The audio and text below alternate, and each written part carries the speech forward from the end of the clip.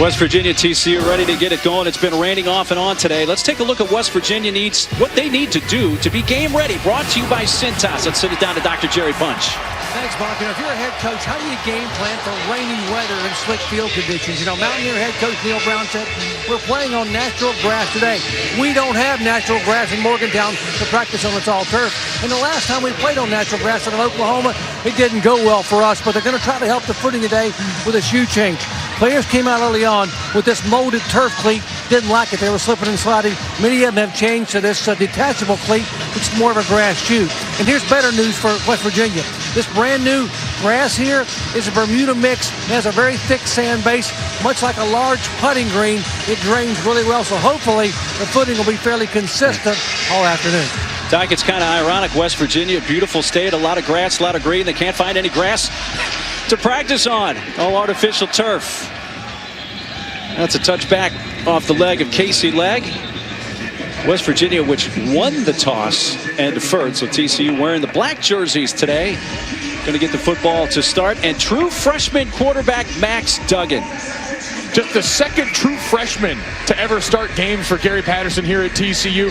He's been a guy that, especially in the last few weeks, the last month of the season, has helped ignite this offense with his legs. But we know they're going to want to get him some easy completions early and get him in rhythm. He's from across the Mississippi River from Omaha, Council Bluffs, Iowa. Come out with Darius Anderson in the backfield. Again, it's a blackout, so black jerseys for TCU today, and West Virginia wearing their road whites. Anderson gets the carry, goes off left tackle, and picks up one or two up towards the 27-yard line. Josh Chandler there to make the hit for West Virginia. That flash of white you saw in the TCU backfield is going to be a presence there you'll see all day. The last name Stills we'll get to know. Darius Stills, number 56. That time getting some good push in the interior, forcing that run to bounds. Him and his brother are going to factor strongly into this one. His younger brother, Dante Stills, who wears number 55. They motion out Anderson. There's a pass to Pro Wells. Trying to break a tackle, but he's wrapped up by the legs there at the 31-yard line. He'll pick up about 5 or 6. Tyke Smith on the stop. And that's what Sonny Cumbie, their offensive coordinator, was telling us last night when we had a chance to talk to him. He wants to do a good job with drive starters, with plays early in series and early downs, getting easy completions for his quarterback, getting his feet under him, getting him some confidence. TCU's been good on third down this year, but not last week against Oklahoma. They were just 1 of 9. But 49% conversion on third down on the season prior to the OU game last week. Lua gets the carry on 3rd and 2. And the big guy has the first down by a couple of yards. Shewo Lua. He's 6'3", 240 pounds. He's a good guy to give the ball to, Mike, on 3rd and short. This guy is an absolute monster. Bruce Feldman puts out his list of physical freaks every year, and this guy was probably as easy a choice as Bruce has had in quite a while. Squatted 705 pounds twice. That's insane. I'm sore just thinking about it. So first down for the Frogs on their first possession. And Anderson trying to weave his way through. Gets up to the 39-yard line. Met there by Kerry Martin.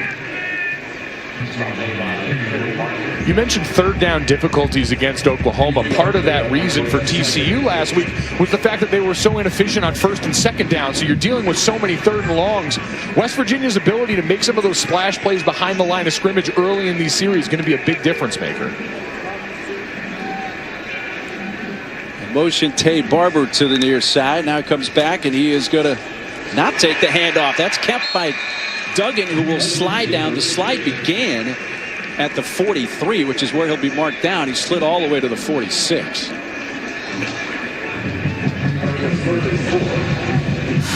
It's going to be another 3rd down. It was 3rd and 2 on the previous 3rd down. This one's going to be a little longer, 3rd and 4.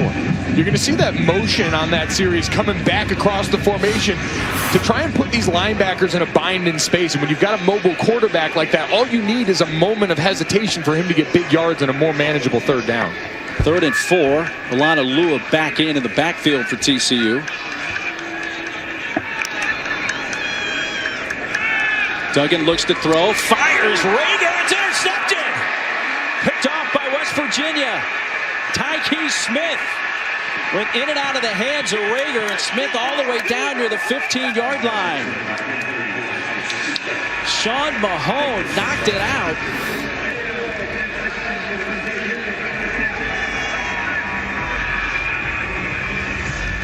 Duggan trying to fit into the tight window there.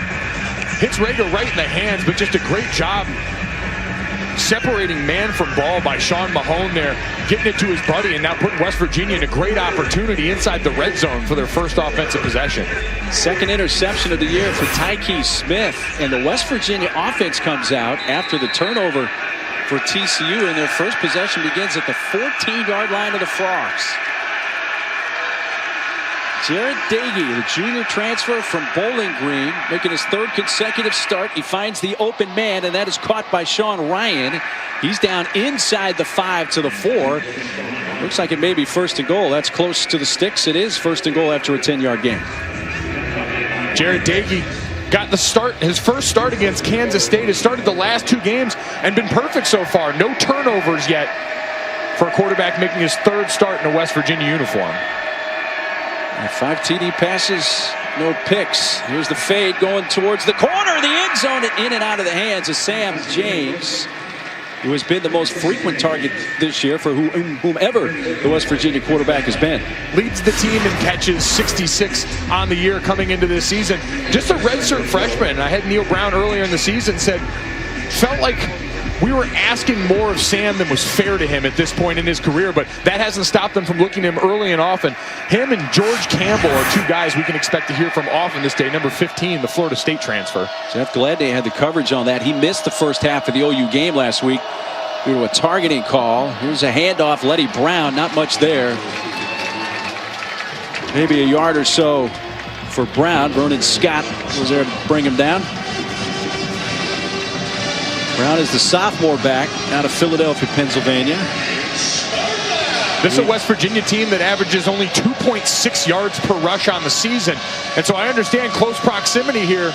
Maybe you want to put it on the down, especially if you're thinking about 4-down territory. But I'd look to number 15, the 6'4" wide receiver, the Florida State transfer, George Campbell. And Mike, West Virginia is a team that has struggled to score touchdowns in the red zone. They got a man wide open, Letty Brown touchdown. That's not the case here. And West Virginia does score. This drive started at the 14 in the red zone. And it's West Virginia, thanks to the turnover, that scores first. And you use the attention paid to those 2 big receivers at the top of the screen to run that clear out. You see both of them working into the defensive backs coming across the field, and no one tracking with Letty Brown. And an easy pitch and catch coming off that turnover. 7 points off turnover for West Virginia early. Give them the lead. Evan Staley on for the point after. And Letty Brown, his first receiving touchdown of the season, just his second touchdown catch of his career.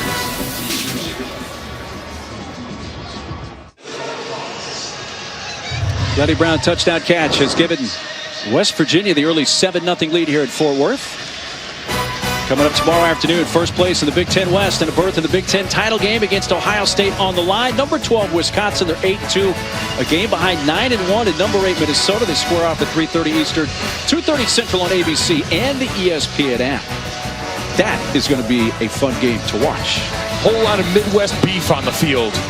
Exactly for right. that game. Jonathan Taylor and that big Wisconsin offensive line, see if they can bust up the Gopher season. You know, PJ Fleck's team, they don't count them out of the CFP yet. If you are in the Big Ten or the SEC, you control your own destiny. Congratulations.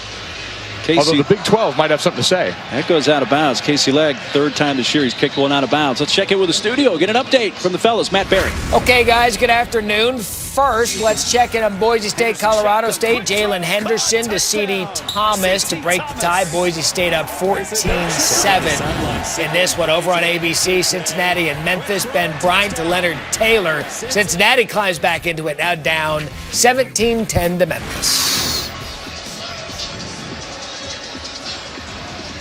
Matt, appreciate that. Due to the kick out of bounds, TCU is going to start this drive at their own 35-yard line.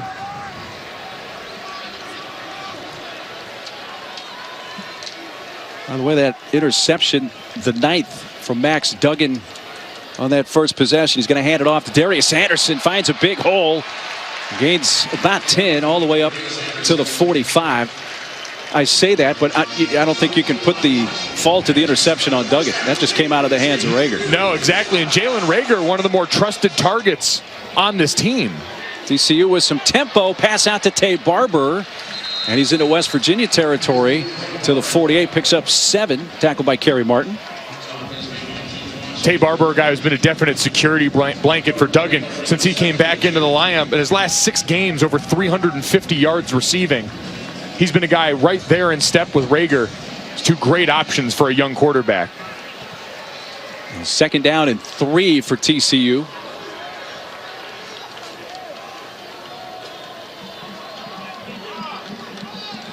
West Virginia looking like they're going to bring 5.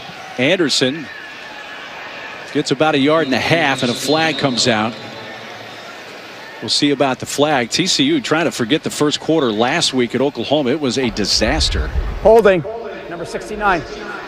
Offense, 10-yard penalty from the previous spot. It's on the center, Coy McMillan, and they're hoping that this first quarter against West Virginia isn't the same. Last week, Mike, against Oklahoma, they had 3 total yards in the first quarter. They were down 14-0. In fact, they got down 21-0 when Oklahoma scored early in the second quarter. But made it a game and had a chance to win at the end. And I think that's been the frustration for Gary Patterson, is you see the spurts of great play. It's just got to be more consistent. Well, the holding penalty puts him behind the chains. 2nd and 13, pressure. Duggan being pursued. Rolls out and just fires it at the feet of the intended receiver, Stevens, just to get rid of it. Dante Stills, that's the younger Stills brother who was the one bringing the heat that time.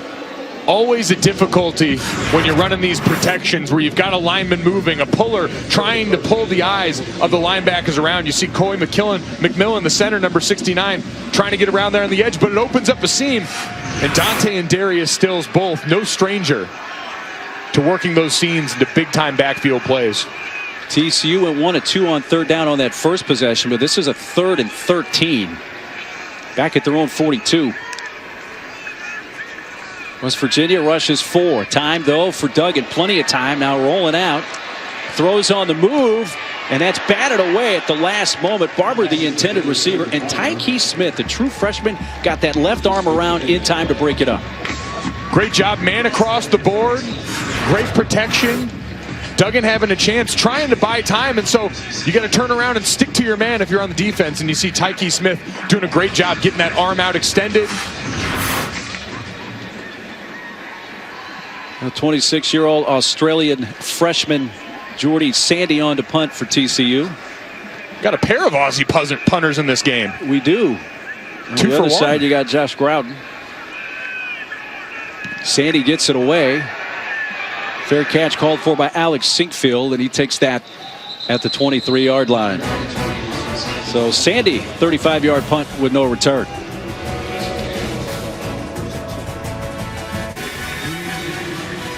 ESPN College Football is presented by PlayStation 4, the best place to play, and in part by Mercedes-Benz, the best or nothing.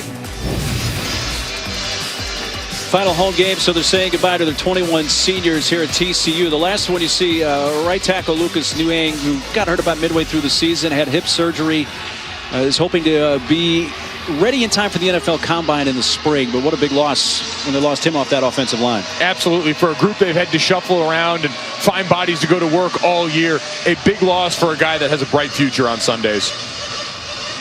Well, West Virginia gets the football for the second time. They had the short field on their first possession. Began at the 14-yard line at TCU after the interception. This time began at their own 23 for Jarrett Dagey.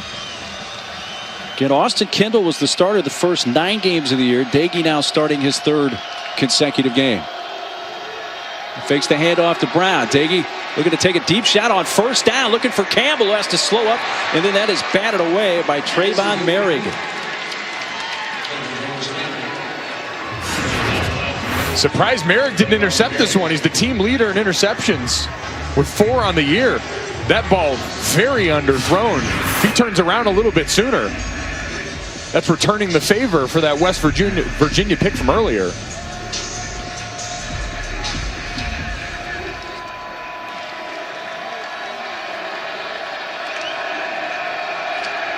Second down carry for Letty Brown. He finds a crease and is up to the 32-yard line. Let's get a quick check from the studio again.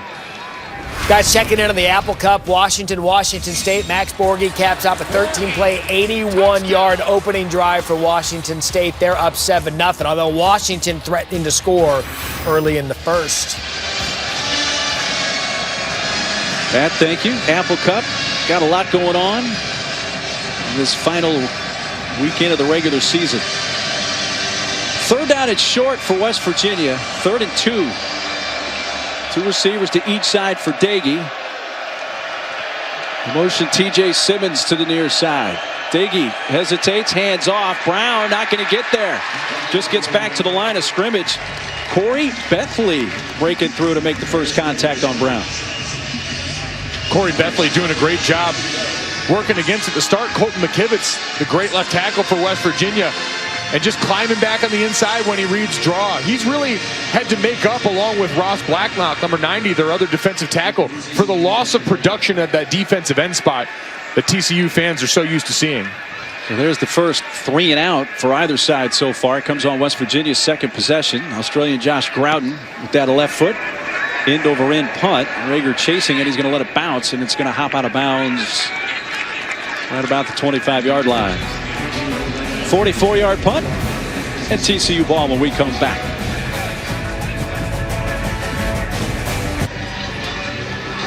Midway through the first quarter, 7-0 West Virginia. Now let's take a look at today's PlayStation Player Impact Rating, and it's the quarterback for West Virginia, Keith Washington II. Team leader in interceptions this year. That PlayStation Player Impact Rating, think of it in basketball terms like plus minus. When a guy's on the field, how are they performing? How is he adding value to them? And Keith Washington's been a guy as valuable as any to this West Virginia secondary that suffered some losses. Fifth-year senior out of the Montgomery area, Prattville, Alabama. TCU begins from the 25, and this is Tay Barber on the jet sweep. Handoff, and there goes Barber. Just one man to beat who does have the angle and pulls him out of bounds inside the 15. And guess who pulled him down? Keith Washington. Great block on the edge by wide receiver John Stevens. And a great job of play design here. You see that quarterback making the read. And Max Duggan handing it off to Tay Barber, who does a little bit of everything for this TCU offense. And that time, capturing the edge. West Virginia went with that bare front, covering up the interior lineman. A great place to hit on the perimeter away from everybody. That's a 64-yard run for Barber. Remember the OU game a week ago? It was a 62-yard run by the quarterback, Duggan, that really seemed to get the TCU offense going. We'll see if the same happens this week. That's kept by Duggan. He's bumped hard down inside the 5 by Kerry Martin and also Tyke Smith.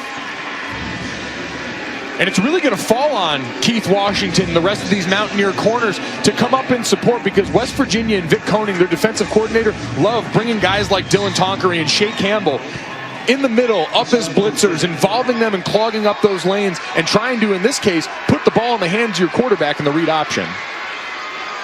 It's second down and 3, so they can get a first down without scoring.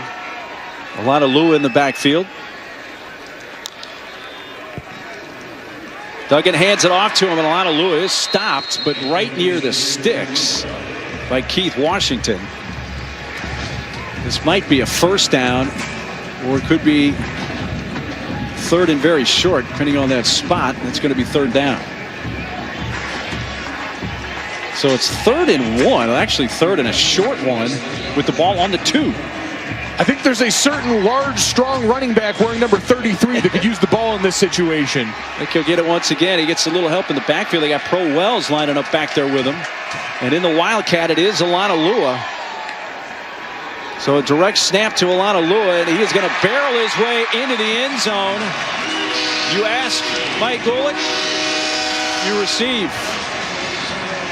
A touchdown run for Alana Lua. And Sonny Cumbie, their offensive coordinator, said when the chips are on the table, we want to run behind number 70. Cordell Iwagwu, their left guard, pulls around here, does a great job getting his hat inside on number 35, Josh Chandler, the linebacker. And it makes it that much easier for a guy that's already a load to bring down. Jonathan Song on for the point after to tie this game up, to attempt to tie the game up, and that is up and through, and he's a perfect 38 for 38 in PATs this season. The drive for TCU ties it at 7. About 10 years ago and rebuilt, but the field's the same, and a lot of history on this field here. So beginning from the 35 after the kick out of bounds, Kennedy McCoy now in the game at running back, and he picks up about 3 to start this drive for the Mountaineers. And a great stick by Garrett Wallow, their linebacker, number 30. Double-digit tackles 6 times this year. He is their absolute heartbeat in the middle of the defense. Yeah, 194th career tackle for him, his 114th of the season. If you're wearing a cowboy collar like that, you have to be pretty darn good. It's 2nd and 7. Daggy fires near side. Jennings has that picked by Julius Lewis. Well, Lee Jennings, the intended receiver, but Lewis picks up his first interception.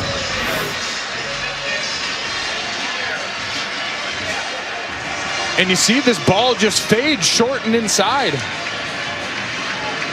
Now the question is, they're going to take a look at this. Did he use the ground to come up to complete the catch? And tough to tell. I didn't see anything from the look we've seen to overturn the call on the field, which is a catch and an interception. Does look like it. And we have to keep in mind that even if he's making that catch and going towards the ground and you see the ball move at all, as long as he's got control of it, the ball can wiggle a little. That doesn't cause an incompletion, and in this case wouldn't cause a reversal on the interception. Lewis out of Mansfield High School. Interception, TCU. Previous play is under further review. So our replay officials will take a look at that, a little closer look, to make sure that was indeed a pick for Lewis. Jeff Hansen, our replay official. And Carl Gotts, his communicator. Again, the call on the field is an interception and a catch for Lewis.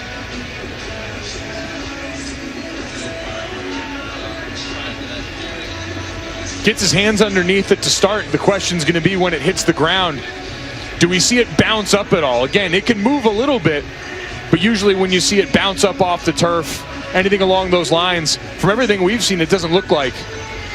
Yeah, that looks like an interception. I don't see anything so far. I mean, from that last angle, you kind of think, maybe it bounced, but with the other angles that we just saw, you put those all together, and it looks like a good catch. I see his left arm underneath. I don't see any movement from the football under there. That call should stand. Be able to confirm that one. And now for Jarret Doege, his first interception as a starter for West Virginia, doing all the right things on the play. You saw Gary Patterson bring some pressure off the edge, and so Doege looks in the direction of that. The ruling on the field stands. First down, TCU. So it stands, and Doege so far 0 for 3 on his deep shots, now with an interception. It really could have been 2 interceptions if you recall the prior one. Both underthrown and inside, so something he's certainly going to have to get right over on the sideline, because they know big plays are the way you beat this TCU defense. Despite all of Coach Patterson's complaints about certain lack of production, especially from the ends, they still yet again find themselves second in total defense in the Big 12. Water is also wet. So each team has now turned it over. TCU from their own 22. They motion Jalen Rager. Handoff. Darius Anderson will carry the pile up near the sticks. That's close to a 10-yard gain there at the 32. Shea Campbell with the tackle. Great job just putting a foot in the ground, and now we see some tempo. Here's a run coming near side. And out of bounds for a minimal gain. Let's get a quick check from the studio. Matt Berry. Guys, a little family affair for Nebraska football to get back into this game. Luke McCaffrey, son of Ed McCaffrey, brother of Christian, throws it to J.D. Spielman, son of Rick Spielman, brother of Chris Spielman. 24-17, Nebraska gets back in it.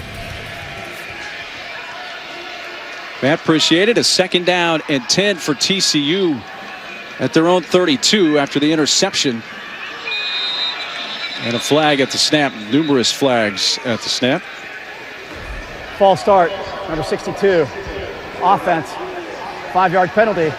Still 2nd down. And the right tackle, David Balasami, Moved early. And this is going to drive Gary Patterson and Sonny Cumbie, their offensive coordinator, nuts, as they said, wanting to improve on first and second down. You were able to overcome a penalty on the last drive, but every offense knows the minute you start going backwards, your percentage chances of getting to pay dirt start dropping off big time. Yeah, they had a hold on the earlier drive, so that's 2 penalties now for 15 yards against TCU. Again, behind the chains, it's 2nd and 15. Straight ahead, Anderson. Get a couple of those back to the 29 where he's met by Josh Chandler. It's going to bring up a 3rd and long for the Horned Frogs. And now from this distance, excuse me, you can let Darius Stills go to work on the inside. That's the beauty. The interior of this TCU offensive line has some issues in protection. And so it should allow Vic Koenig the opportunity to lay back in coverage. Give Duggan a lot to look at. Rager, the fastest player for TCU, is motioned to the bottom of the screen.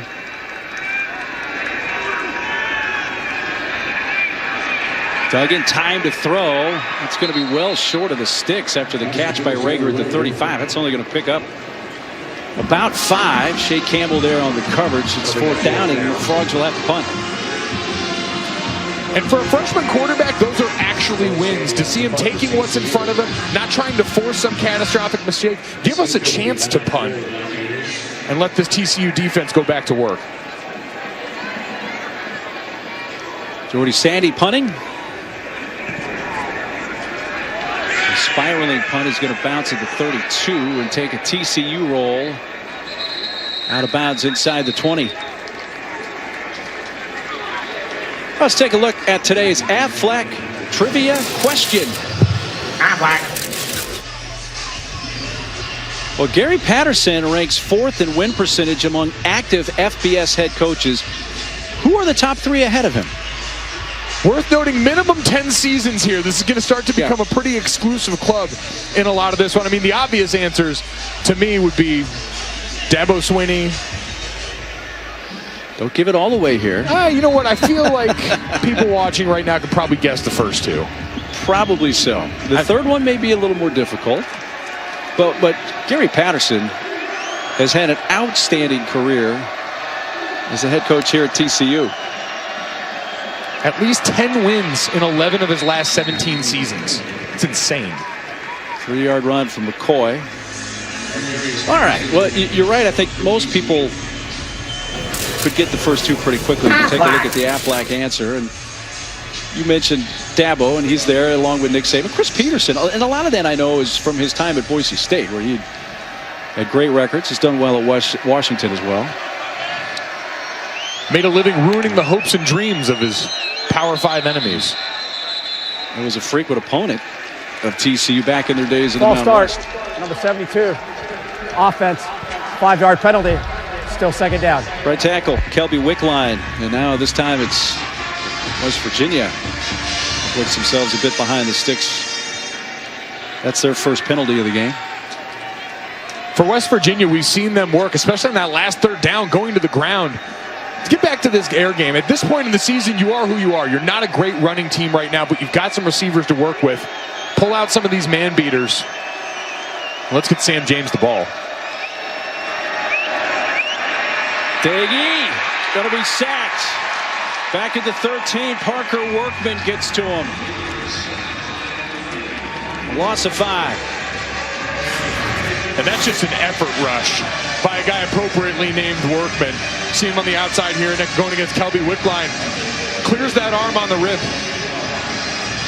Just nothing working underneath. He had a couple of mesh routes across the middle of the field. Gary Patterson's defense keeping everything in front of it. Now 3rd and long. That solo sack for Workman gives him 2.5 now on the season. That 3rd and long is 3rd and 15. They fake. Daggy steps up, throws, and broken up. Sam James was the target, and Jeff Gladney got a hand on it at the last fraction of a second to break that up. No surprise there. 41 career starts leads the team, does Jeff Gladney. Another one of those freaks of college football. Look at the effort laying out, getting a hand in front. He was a guy they sorely missed in the first half against Oklahoma. without serving a suspension for a targeting violation in the previous game. You see the difference when he's on the field, going to follow your best receiver and usually going to do that to him. Hunting from just out of his own end zone. Groudon. It's a fortunate bounce, taken at the 30. Tackle broken initially by Rager. He doesn't have much more to go. That's a 56-yard punt. Back to the studio, Matt Berry.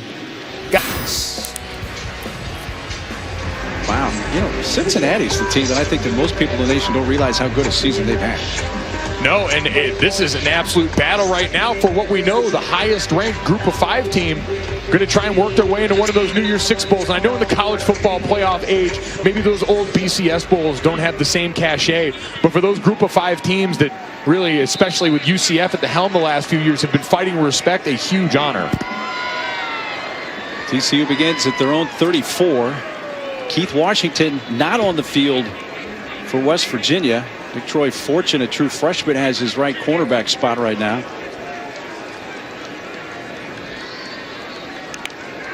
Tay Barber in the backfield. There's a free play after West Virginia jumped, and Barber will run it ahead to about the 39.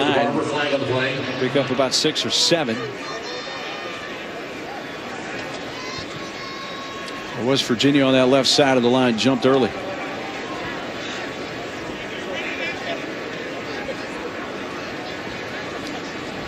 Offside. Number 95. Defense. 5-yard penalty from the previous spot. Still first down. True freshman Jordan Jefferson jumped early. Pre-snap penalties on both sides of the ball for both teams right now. Drive you nuts. I mean, in the month of November, you're hoping you're past that. But both of these teams we know have had ups and downs and played really well against great teams. First quarter. Timeout on the field. But that's how you find a way to lose. Killing yourself before the play. Takes us to the end of the first quarter. West Virginia, thanks to a turnover, scored first. And a Lenny Brown touchdown reception. And Alana Lua had a touchdown run for TCU. TCU trying to become bowl eligible. Tied with West Virginia. 7-all at the end of one quarter from Fort Worth.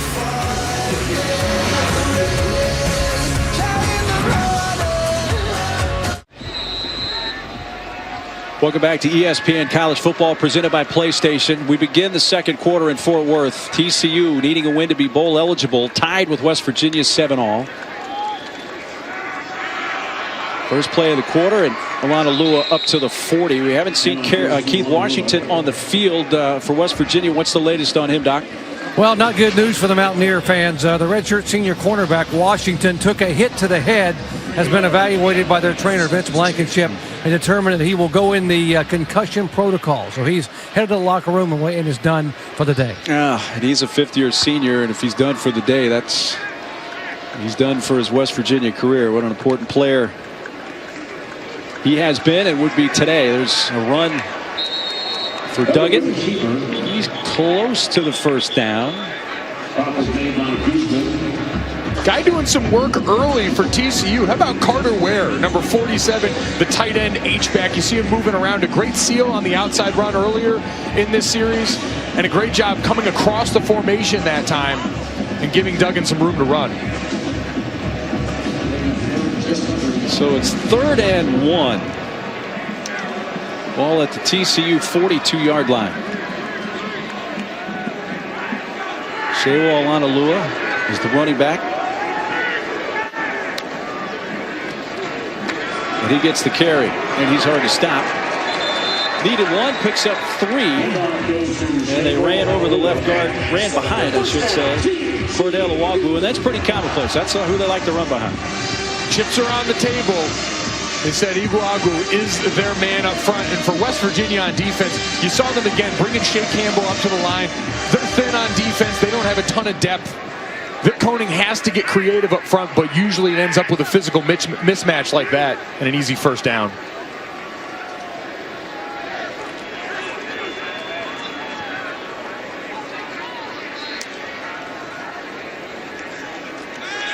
Frogs want to throw it on first down, but now flushed out. Duggan is going to get back to the line of scrimmage, and he got absolutely walloped by Exree Lowe. And the flags come out for the personal foul late hit. Good job, Scotty. And that happened right over at the West Virginia bench, as you can see, with the official call from referee Scott Campbell. Personal foul. Late hit out of bounds. Number 17. Defense. 15-yard penalty added to the end of the run. Automatic. First down.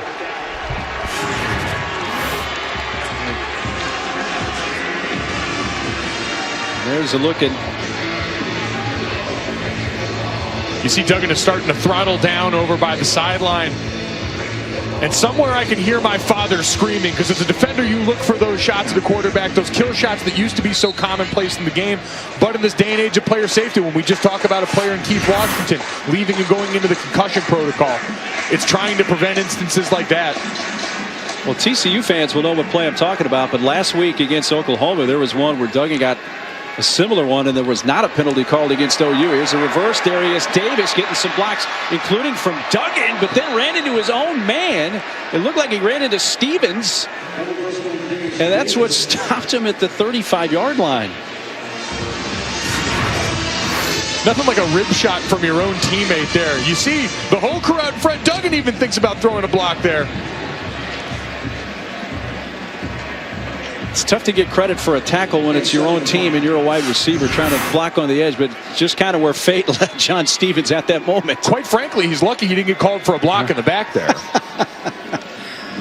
There's a handoff, Alana Lua, and he has the first down, and now a late flag comes in.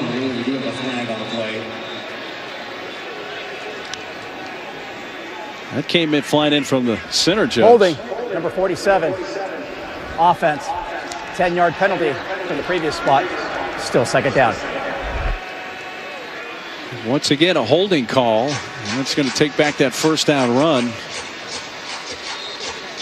And again, TCU find themselves behind the chains coming into this drive. They've been 2 of 3 on 3rd and 5 or less, 0 for on 3rd and 6 plus.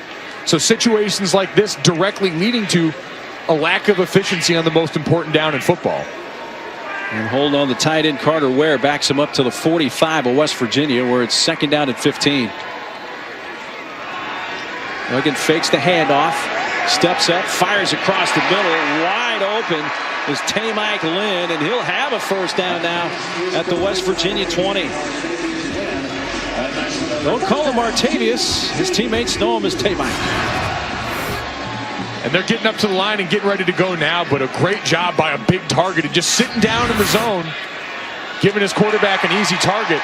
They find Rager now inside the 10, pushed out of bounds by Hakeem Bailey at the 7. First and goal, TCU. And another one right there. If Hakeem Bailey's going to play that far off, an easy out for Jalen Rager, getting the ball in the hands of one of their best players. And now down in the red zone, the running ability of Max Duggan becomes as deadly as any place on the field.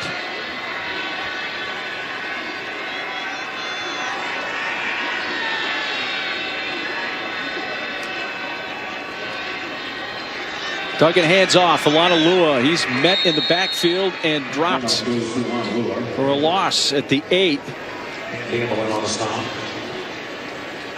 West Virginia selling out that bare front down there. You cover up each of the 3 interior offensive linemen, the center and both guards, with 3 defensive linemen.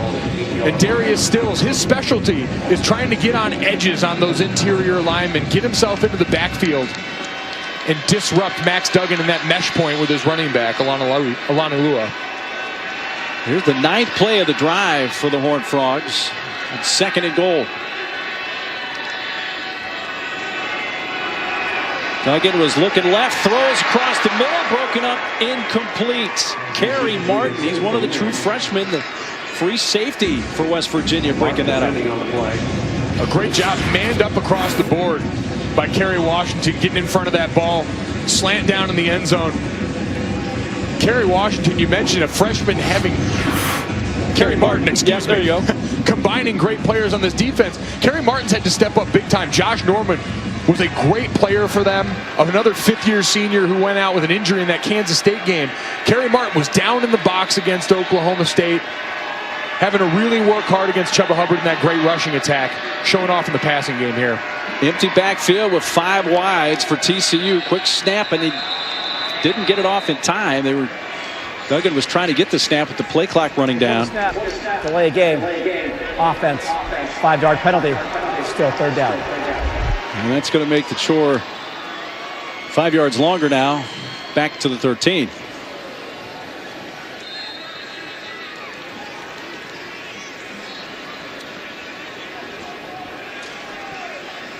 Third down here again. Maybe look towards their touchdown specialist, Pro Wells.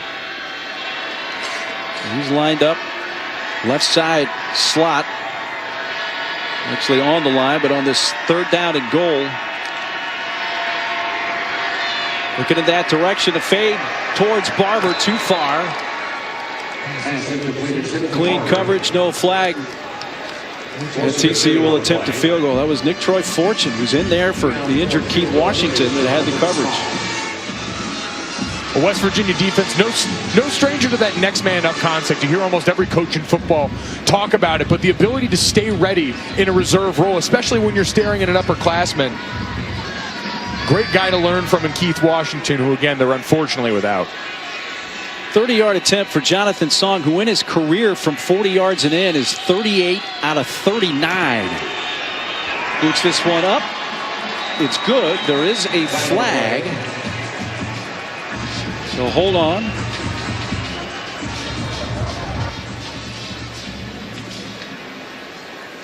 TCU walking off the field. Offside, number 11. Defense lined up in the neutral zone. That penalty is declined. Field goal's good. The 5 yards will not help them with the first down, so they take the points, and the field goal for Song makes it 10-7 TCU. Ranks this week's best college football catches and the top Turkey Bowl play from across the country. Early breaking stories and more on NFL Countdown. It's going to come out to the 25, and it gives us a chance to check back into the studio and Matt Barry. Guys, Nebraska. Hey, man, we got a team here trying to become bowl eligible. TCU trying to become bowl eligible for the 17th time in 19 seasons. Their head coach, Gary Patterson. West Virginia starts from their own 25-yard line. And that pass broken up at the 30. Let's throw it down to Doc. Left tackle Richard Sr. for West Virginia is a 4-year starter and team captain. He's the bell cow on the offensive line. Get this, he's blocked for 7 different quarterbacks, 2 head coaches, and 3 different offensive line coaches. All along, he just kept his head down and stayed focused. That work effort landed him an invitation to the Senior Bowl and will probably get him to the NFL.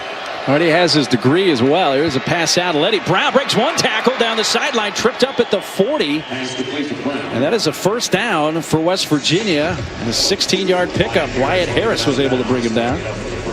Yeah, McKivitz, this is start number 47 in a row. His career start number 47. That's third most in West Virginia history. And you heard him mention the number of offensive line coaches, the different coaching styles. I had 4 offensive line coaches in my 5 years at Notre Dame. And what it gets you used to is responding to coaching. You're going to learn a lot of different techniques when you go to the next level. And he's going to be uniquely prepared from that, although it may not have seemed like a blessing at the time. The pass that's corralled by Brown, had to stretch for, but he's going to have a first down, slips another tackle. And he's inside the 40 of TCU, out at the 38. It was Wyatt Harris who had a chance to bring him down, but a nice move by Brown. He picks up 21. Getting Letty Brown in space as he full-on olays the TCU defender there. Been their first real source of offense outside of that drive that started inside the 20 off the turnover. West Virginia has been able to muster nothing up until this point. Now the first down at the 38 at TCU, trailing by 3. Time ticking down. Daggy breaks away and then just throws it away. Did get it past the line of scrimmage. Corey Bethley and Terrell Cooper got in the backfield there, pressuring Daggy.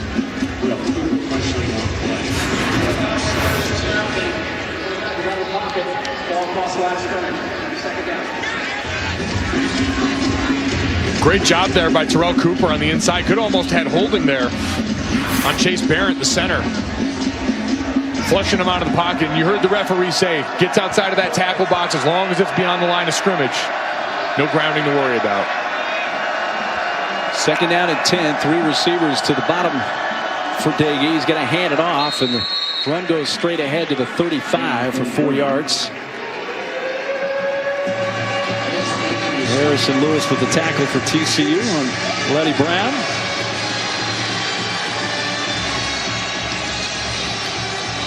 This is a big third down for West Virginia. You're finally in plus territory. You've had nothing going all day.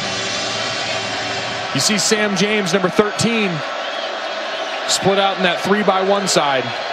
Got to try and get your best receiver the ball. This might be 4-down territory if they don't get it. They're going to get the first down anyway. A catch for TJ Simmons. Guy who's been banged up, but back healthy once again. 9-yard gain, first down. TJ Simmons been big for them in big games this year. 2 touchdowns versus Oklahoma. His first career 100-yard game came against Texas. He's been a guy they've been able to count on down the stretch. And now you get down near the red zone here. See what Neil Brown has in the bag of tricks. We haven't seen many of those shifts that we saw in the very first play. A handoff for Brown, powering his way ahead inside the 25 to the 23. Well, West Virginia had only 13 passing yards their first 4 drives. This is drive number 5, and we got 46 yards through the air so far on this drive. So it's starting to fall into place a little more here for Dagan. And after the interceptions and a couple of really underthrown balls we'd see going deep downfield, they said, all right, we'll get it to the running back wide on the outside.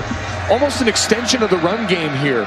Throw some routes to try and back off this very aggressive Gary Patterson TCU defense. West Virginia got their first points thanks to an interception. Only had to go 14 yards on their first drive for the touchdown by Brown. Here's a catch. Sam James on the screen, but stopped at the 22. It's going to be a third down after a tackle by Vernon Scott.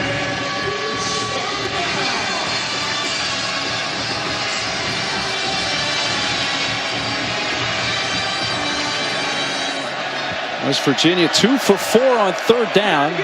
This is the 9th play of this drive for the Mountaineers.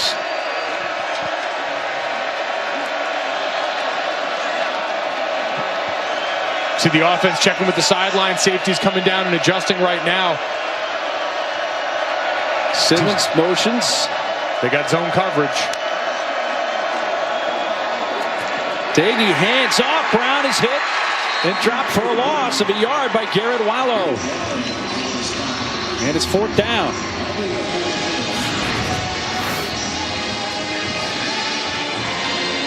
Light box look here, just 5 in the box for the offensive line.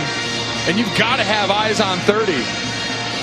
I understand those 2 D tackles inside are a lot to handle, but 30, the leading tackler on this team. When you get a look like that, you're expected to win as a group up front, and to not be able to track your linebacker like that's inexcusable. Evan Staley from 40 to try to tie the game. Hit over in, on its way, up, and good. Staley connects from 40, so West Virginia gets some points out of the drive, and with 5:18 to play in this first half.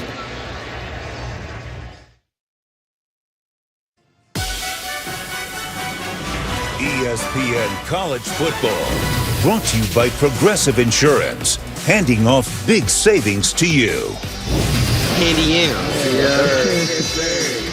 Oh, Thanksgiving. Plenty of good victuals for both teams, TCU and West Virginia, spending their Thanksgiving together yesterday. Gotta love West Virginia representing with a bunch of big bearded fat guys eating turkey legs. Really speaks to me. I feel very seen right now, Mark. You still want to stick with that word fat? I'm okay with it. You like that one? Oh, listen. Large guys? Large, you know what? We use fat affectionately. You can say that because you played that position. Exactly. So In our community, that is a term of endearment. Yes. Along with former Notre Dame offensive lineman Mike Golick Jr. and Dr. Jerry Punch, I'm Mark Ely. Happy Thanksgiving from the Lone Star State. West Virginia, by the way, had only 25 yards total offense in the first quarter. They get 52 on that last drive. And a game-tying field goal from the 6, Darius Anderson. Anderson up through the 25. And a late flag come in there. And X-Reed Lowe, who got called for a late hit on the quarterback, dug in earlier in the game, may have just gotten another one here. And there's some... Yeah, it wasn't a big bump. Yeah, you saw Trevante Heights blocking him in the back into that play. So one of those that looks and feels a lot worse than it actually is. But like Anderson took exception, but the play shows, as you mentioned, kind of got pushed, and there wasn't a lot of hard contact nonetheless. But the officials, let's see if they're going to. What we really missed earlier in that play was Pro Wells sending someone to the moon on that. There's no foul for a late hit out of bounds as number 17 was blocked into the returner. First down, TCU. And that was exactly the case. So they're going to have it at the 24. When we come back from this break, 10-10, 5:14 to play first half. Timeout on the field. TCU ball to begin this drive from their own 24. 5:14 to play first half from Fort Worth.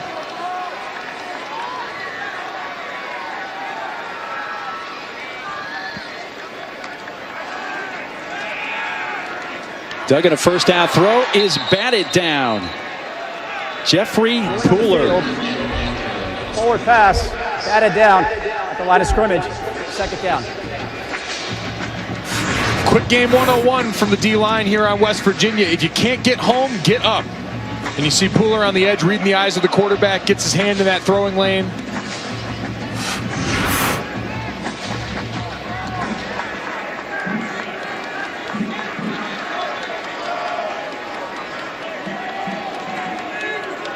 Carter Ware shifts to the left side of the formation for the Frogs. Handoff Anderson, trying to get to the edge, does so, falls forward to the 31 and gains 6. An update from Matt Berry in the studio. Guys, out. 21-10, huh? 4:40 to play. Clock running here first half from Fort Worth. You're seeing something very unique in the Big 12 from both of these teams. 4 down defensive lines. Talked to Coach Patterson. So many of these teams around the league, 3-man fronts trying to get bodies in the secondary. On third down, they bring 3. The pass incomplete. And it'll be fourth down. Tate Barber was the intended receiver, and Tyke Smith with the coverage. Great job by Tyke Smith working all the way across the field. A lot of traffic there on the other side. Working all the way through that again. Another poor third down situation for TCU.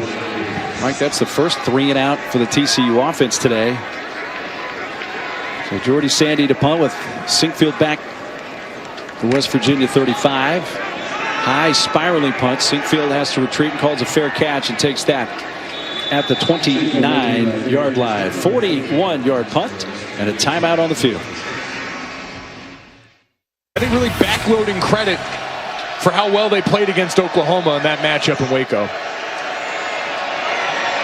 Screen play on the first play of this drive, but well read.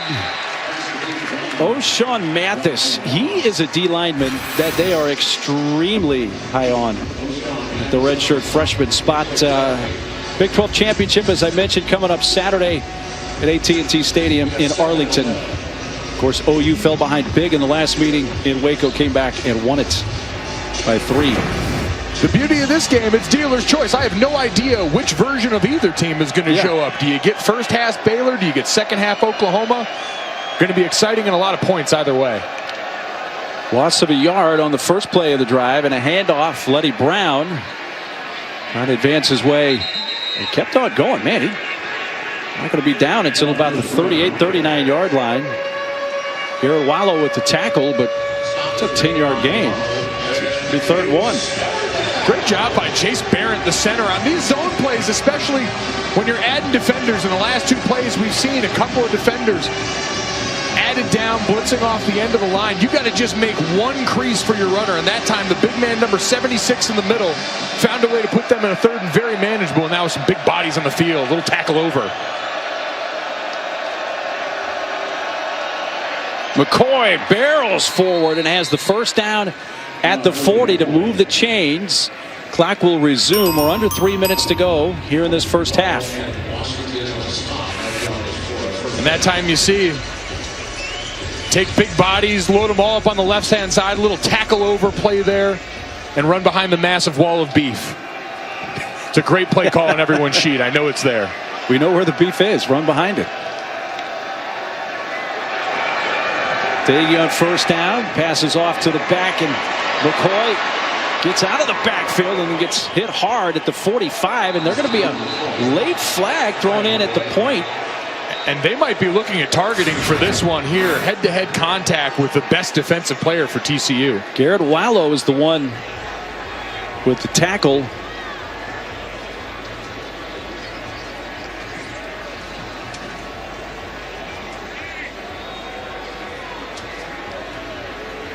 The flag came from the official down the sideline. Personal foul, targeting, number 30, defense. The previous play is under further review. So it's going to go to our replay official, Jeff Hansen. Did he make contact with the crown of the helmet to the head or neck area there? Yeah, you've got to meet two criteria, so you're always looking when it comes for targeting for an indicator.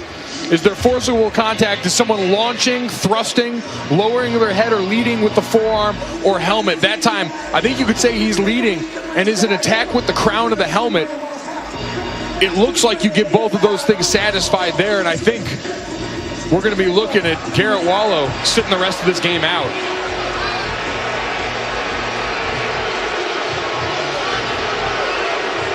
Wallow, who is a junior out of New Orleans, one of their starting linebackers. Their leading tackler. So this is obviously a big call here, and head coach Gary Patterson does not want to lose Garrett Wallow with 2 minutes 18 seconds left in the first half and all of the second half to play. They just played the replay in the stadium, and spoiler alert, they are not fans of the call. Well, you see there him trying to turn right at the end could be the only thing the crowd here is objecting to. 6 tackles today for Wallow, 1 tackle for loss, so he's already made an impact. And I know this is splitting hairs here. It's really hard to tell, Mike, on this video. Do we know for sure that the crown of the helmet actually hit his helmet? And the more I've seen it, it looks like he's turning to the side at the end. After review, it might be the difference. There is no foul for targeting. The result of the play is going to be 2nd and 4 from the 46-yard line. Well, that's a big Number 30 sigh of relief to stay in the game for Gary Patterson and the TCU fans who did not want to lose Garrett Wallow. You had the forcible contact, but once the crown of the helmet was out of it, I think that was all they needed. Doc has more.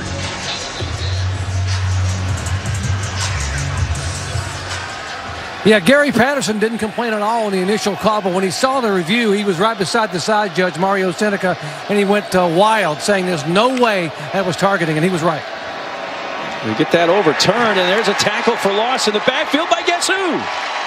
Garrett Wallow, who says, I'm still in this game, West Virginia. Don't forget that. West Virginia continues to lose the defense's best player in the box. Now that time, you saw the right guard and right tackle chasing the defensive lineman. Not sure if 30 was maybe the read player on the quarterback. And if so, he made the incorrect read. But either way, now you're in a 3rd and 7 right now. Clock rolling, about a minute and a half to play first half. Both teams have all 3 of their timeouts, and on this 3rd down and 7, the pass is to Anderson, first down across midfield to the 48 of TCU. Merrick with the tackle, but West Virginia gets a big first down to keep the drive going after a gain of 9. And again, using the running back as a weapon out of the backfield, trying to make the linebacker who's got him in coverage clear a lot of trash to get out to that point. All he needs is a step.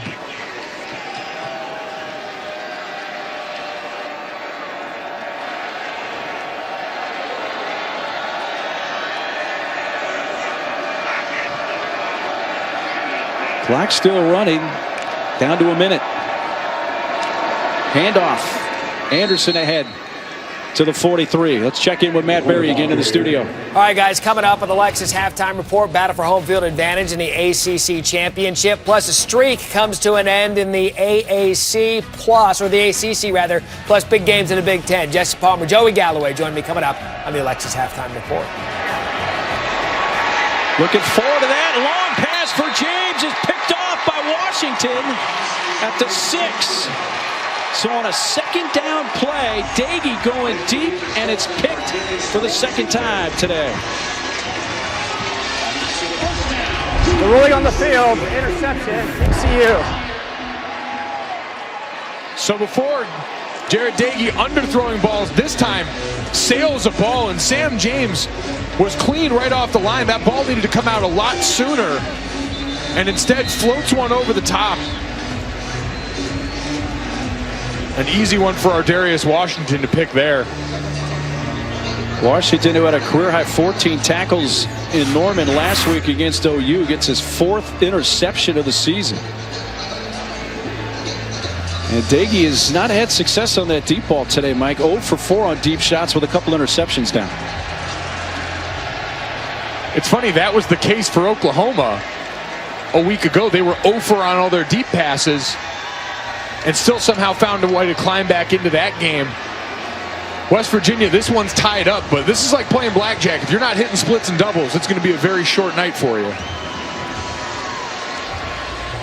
Now, presuming this is going to stand or be confirmed as an interception, TCU has all 3 of their timeouts, Mike, but they're at their 6-yard line with 31 seconds left here in the half. This is one of your Gary Patterson, you're telling your quarterback, just take care of the football here. We'll hand it off probably once to start this drive. If they break something, maybe they'll snap into a bit of a hurry-up mode. But if you stop this gain for short on defense, going to kneel on it, take it into halftime.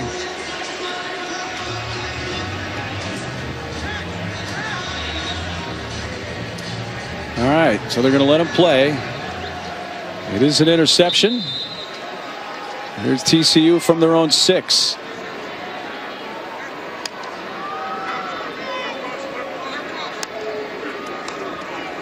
Alanalua. Gets up near the 10. He'll pick up 4 or 5, brought down by Exree Lowe. And TCU looks content to just let the time run out here in the first half.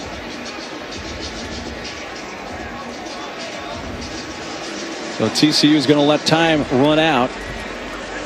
They need a win for bowl eligibility, do the Horned Frogs. And they are tied up with West Virginia, 10-10 here at the intermission. The Mountaineers will get the kickoff to begin the second half. Halftime here at Fort Worth. Let's head to the studio with the Lexus Halftime Report. Matt Berry, Joey Galloway, and Jesse Palmer. Welcome back to ESPN College Football, presented by PlayStation. About ready to start the second half in Fort Worth. West Virginia and TCU tied at 10. TCU needs a win to become bowl eligible. And you're watching the Big 12 on ESPN. Great to have you with us from the Lone Star State.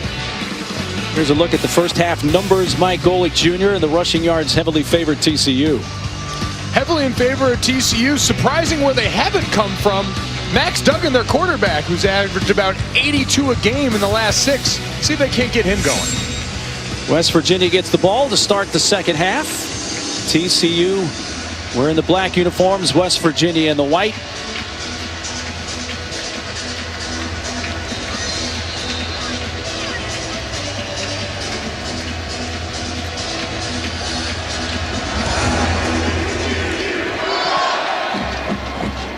Anderson called for the fair catch, takes it at the goal line. Hey, let's see who's looking good today. Brought to you by DXL Big and Tall. And Mike, it's been the TCU secondary. Couple of picks for them on the day, but really just blanket coverage all over the field. Could have been a pick to start it off. Trevon Merritt for the first one there, an underthrown ball. And then we see here a great play by Julius Lewis. Getting up underneath it. But we know this secondary is led by Jeff Gladney. Their leader in career starts at 41, has been all over the field for them. This group's been the difference of the game, and it's kept TCU in it anytime West Virginia's been in danger of driving the field. 2 picks today for that TCU secondary. Dagey picked twice. 1 touchdown throw. He finds Sam James, who'll be run out of bounds at the 34. Let's check in with Doc. Yeah, I talked to Neil Brown coming out at halftime, West Virginia. He said, you know what, we played a pretty good half. He said, we've only played 3 bad halves all year. We tried to throw it vertically in the first half, got it picked off. We threw to our running back a lot. We know Gary Patterson's going to probably take that away in the second half. So look for them to start running some crossing routes, try to get some shallow routes to be able to get some passing game and get some yardage here early on in the second half. He thinks, this game's going to go down to the wire like most of the games we played in this year. Already some second half adjustments to be on the lookout for. Here's Letty Brown all the way up near midfield. First down, West Virginia. It was Trayvon Merrick with the tackle. Washington had a chance at him, but missed him. And what's going to help with that extended passing game, Doc mentioned, getting the ball horizontally, working on this field. That's a big part when you see all these motions in these offenses, especially these offenses with air raid principles. They're trying to stretch you horizontally so they can go back to those vertical passes right now. You saw them start it off with Sam James, get a rushing attempt in there. TCU brings 5 on first down. Dingy lost the football, loose. And West Virginia recovers. Vernon Scott knocked it out. O'Shawn Mathis had a great chance to grab that for TCU, but could not. And West Virginia is fortunate to keep it. Corey Bethley's going to be sick. Had a chance for this at the bottom. But you see the extra defender coming off the edge. No one accounting for him. And that quarterback hand goes forward empty. Means that ball is live. And Corey Bethley, number 94, their D tackle, had a great look at it. Unfortunately got out-wrestled by the West Virginia offensive line. Out of all that, a loss of 3, second and 13. More time, this time for Jarrett Tigg, and he fires deep. That ball picked. Intercepted, and Washington gets his second INT of the game. And on the return up near midfield. You were just mentioning this, Mike. And another interception on the field. for the Interception. game. TCU a 22-yard return. You see Washington back here in zone. He's got his eyes on Daggy the entire time. He sees him starting to stare down his receiver, drifts over, and this ball out in front, and again, well short of anything that Campbell could have tried to haul in there. Now that's an easy pick for Washington. As I mentioned, his second of the game, 5th of the year now. Your receiver doesn't even have a chance to turn into a defensive player. A lot of times on those contested balls, we'll see a receiver come back and try and make a play. But again, so far out in front and underthrown. TCU's offense hits the field for the first time in the second half with great starting field position at the 47. Duggan looked long, but throws underneath to Anderson, and he's going to hop, skip, and jump for about 10 yards on first down. Taking a play out of the West Virginia offense's playbook, you've got to score on this drive. Not enough points off the amount of turnovers your defense has been able to force. And so if you can't create big plays downfield with a freshman quarterback, give him short area stuff that he can dink and dunk with. Already into West Virginia territory from the 43. Throw it underneath again. Dangerous. Anderson. That's an incomplete pass. The pass was out of reach. Let's check in again with Doc. Spoke to Gary Patterson going off at halftime. Obviously loved what his defense did in the first half, 31 yards rushing. He said, but we have got to back them off the line of scrimmage offensively. He said they're crowding the line of scrimmage. We can't run the ball. We've got to back them off, which means we've got to throw the ball over their head and get them to back off a little bit so then we can get the run game going. So watch for some deep threats here early in the third quarter. Doc, thanks. Let's see what TCU dials up on second down and 10. Here comes some pressure. He steps up. Duggan's just going to throw it away. The pressure came from a couple, including Reuben Jones, number 91. We've seen twice now TCU go to that play-action pass, pulling an offensive lineman around, creating a seam in West Virginia. Just too deadly on the inside. Darius Stills and company finding their way into the backfield, making it life really hard. And another 3rd and 10 for TCU. 0 for 3 on 3rd and 6 plus today. 3 for 8 on third down overall. 3 receivers to the boundary side of the field. Duggan looked left, now looks right, fires low, incomplete. Is in the direction of John Stevens. And now see pushing and shoving going on after the play. An official got knocked to the ground momentarily. The umpire did. And now cooler heads prevailing, but getting chippy here in Fort Worth early in the second half.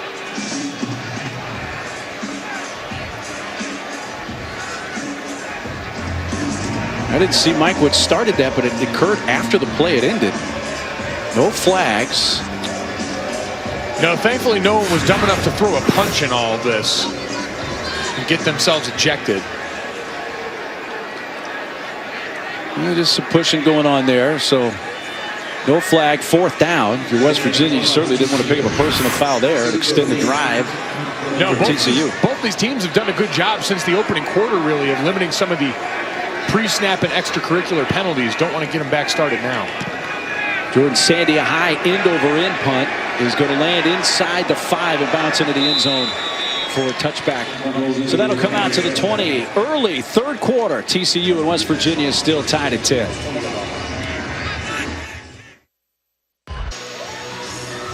Tied at 10 early 2nd half from Fort Worth. Let's go back and take a look at that pushing and shoving that went down after the 3rd down play for TCU. Jared Bartlett, number 50, a true freshman, playing in just his 4th game. You see him circled there. It's tangled up Cordell Awagwu, and he looked like he tried to throw perhaps a punch. It didn't connect, and then the umpire, Rick Pedraza, just kind of got pushed a little bit and mostly fell by losing his balance. It's like he realized mid-punch, wait a minute, this would be a boneheaded play and I would get thrown out.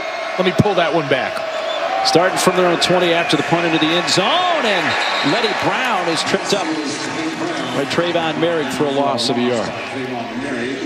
Trayvon Merrick and company going to have to respond to the challenge because West Virginia is going back to the well of about the only thing that's worked for them consistently offensively, which is Letty Brown and Kennedy McCoy, numbers 4 and 6 respectively, getting into the short field and making one guy miss for chunk yardage.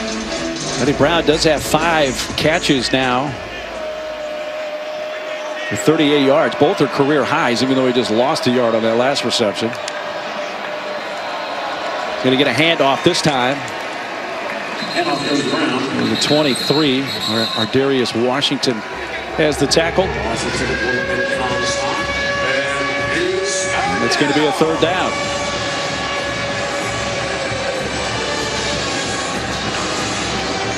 And this is another spot. We talked about this with a freshman on the other side, Max Duggan. But for Jared Dagey, the coaching point can be the same right now. Take what's there. He's been trying to force balls down the field. And in a 3rd and long situation, it's easy to get antsy in the pocket. The interceptions he's thrown have all come on 2nd down. This is a 3rd down and long, and fires a strike for a 1st down. Ali Jennings up at the 35. And no, now the official's coming in and saying no catch. The side judge came in. 4th down. It says it's incomplete and 4th down. Take a look at this. You see him curling in at the top of the screen, coming back towards the quarterback to make the catch. And you can certainly see a juggle. We couldn't see totally what happened from that angle. Julius Lewis covering there for TCU. And that's going to be a 3 and out. So no 1st down. Looked like the right call. Lost control. Had to rejuggle and catch after it hit the ground. Rager retreats, now advances and finds some open ground. There he goes! Jalen Rager strutting into the end zone. He had a punt return touchdown for 73 yards against Kansas. And this one for 70.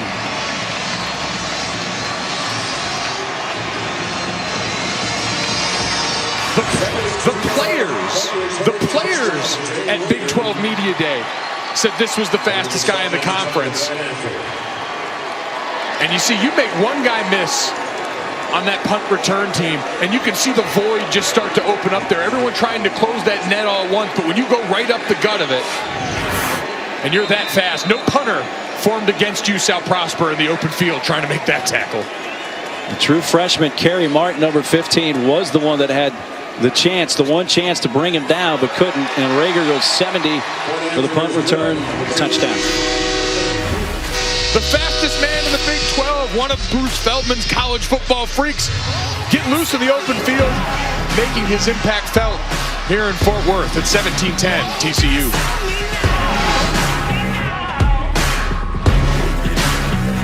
So many hardworking people on the road away from their families on Thanksgiving, watching Mark slowly cross over to the other side after another round of pie. I was worried about you, buddy. It just hit me. Coming out to the 25. Let's go back to the punt return touchdown for Rager. What's unusual is 15, 20 yards into the return, you can tell he's gone. You can. As part of the coverage on a punt team, you're all taught to spread out, get in your lane, and then close the net. The problem is the first guy down there has to make him move east to west.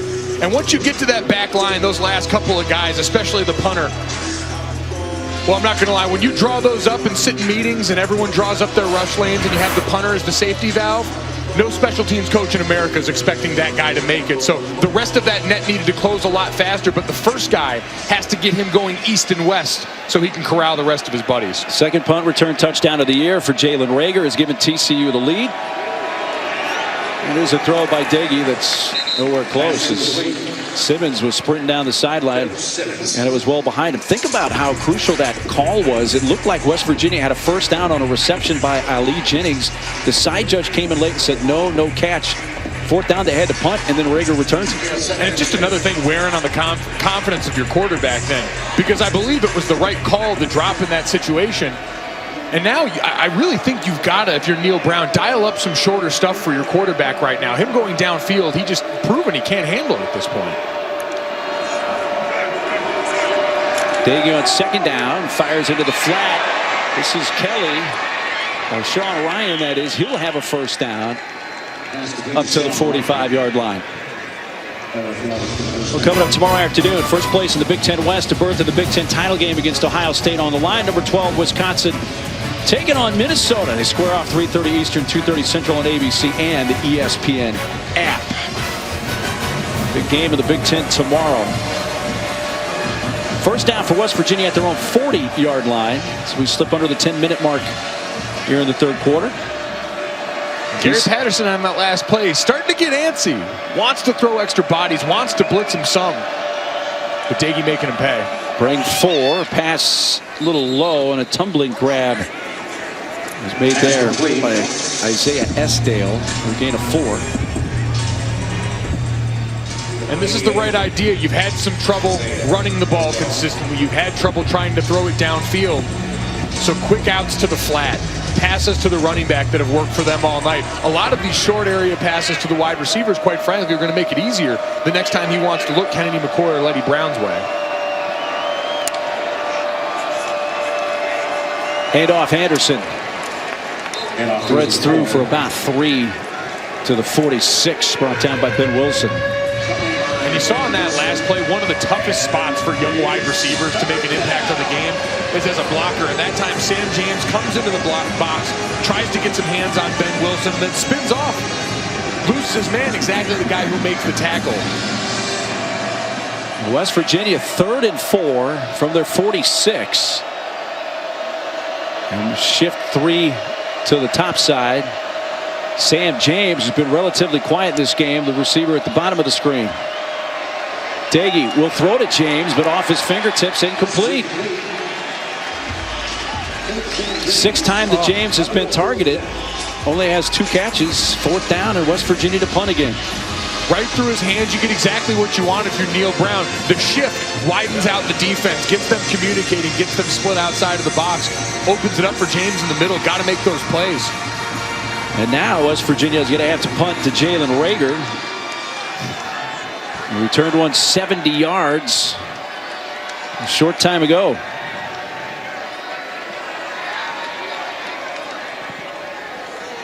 Crowden, end over end punt.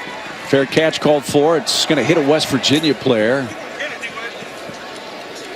Be downed at about the 16 or 17. It'll be at the spot. And that's where TCU takes over. 9:38 to play. Time not on the field. I should say 8:19 to play in this third quarter.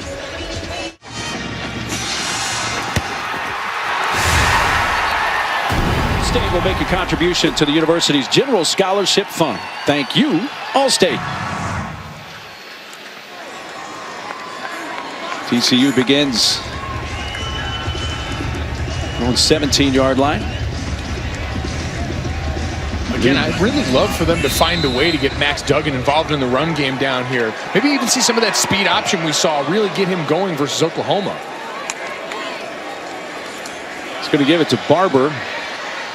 Barber tried to get to the right side and advance to the 22. Pick up 5. Campbell and Mahone stop him for West Virginia. It's a great play to go back to. We remember Tay Barber had the big gain on that fly sweep handoff earlier in the game. Number 4 in black. dynamic playmaker for them, and now it gets the linebackers and safeties thinking every time that guy goes across. Expect the next time he comes across that formation, a play-action pass, a quarterback to keep. The middle of the field is going to be much more open because of him. There goes Barber again with that jet sweep motion. They hand it off. Alana Lua hitting the backfield. He'll be tackled and lose about a yard. It was the Stills, Darius Stills, and then Reuben Jones helping out Darius. Great job splitting the double team by Darius Stills. Doing the hard work again. We're used to seeing him jumping around guys, giving an arm over, giving a rip. But that time playing through 2 offensive linemen, making a great play in the backfield. For a 3rd and uncomfortable, Max Duggan in these situations all night has shown an inability to get the ball downfield. This time Barber motioned into the slot here on the near side. Comes pressure off the edge. It's picked up. Throws to Alana Lua out of the backfield, who's going to come down right near the sticks. X-read low. The one to trip him up. But he's going to have a first down. Great job by the offensive line picking up and passing off pressure here. Get right back up to the line and throw it underneath. This is Alana Lua out of the backfield. He'll struggle just to get back to the line of scrimmage.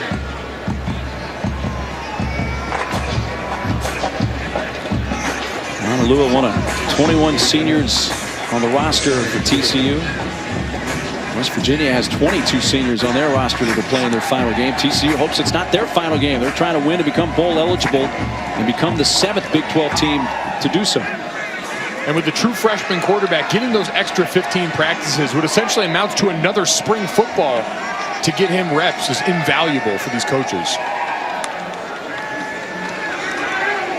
Rush it 4. Duggan, screen, Barber.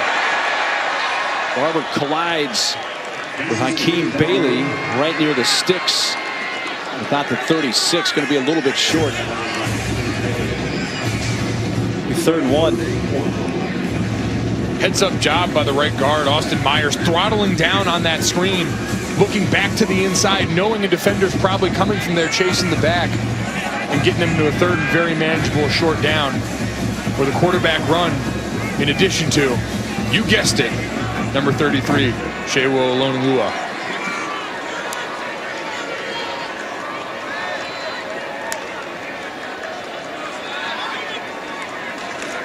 The predictable handoff and the predictable result gets enough. Either one gets 2. First down, TCU. And that's the trouble we mentioned. West Virginia in 4-down defense a lot tonight, trying to get extra bodies around for the run game. But when you're talking right up the middle, they've been trying to supplement that a lot with linebackers and those bigger bodies going toe-to-toe with Coy McMillan in the middle of that offensive line. Over time, just aren't going to be able to hold up, especially in those situations. First down, Frogs at their own 38-yard line. Just under 5 minutes to go, 3rd quarter. Anderson trying to creep through, does so to the 41 for 3. Brennan Thrift, number 90, getting some playing time for West Virginia today with the tackle.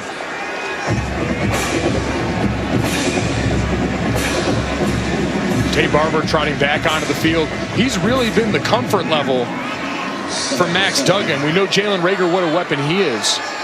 But number 4 in black, reliable.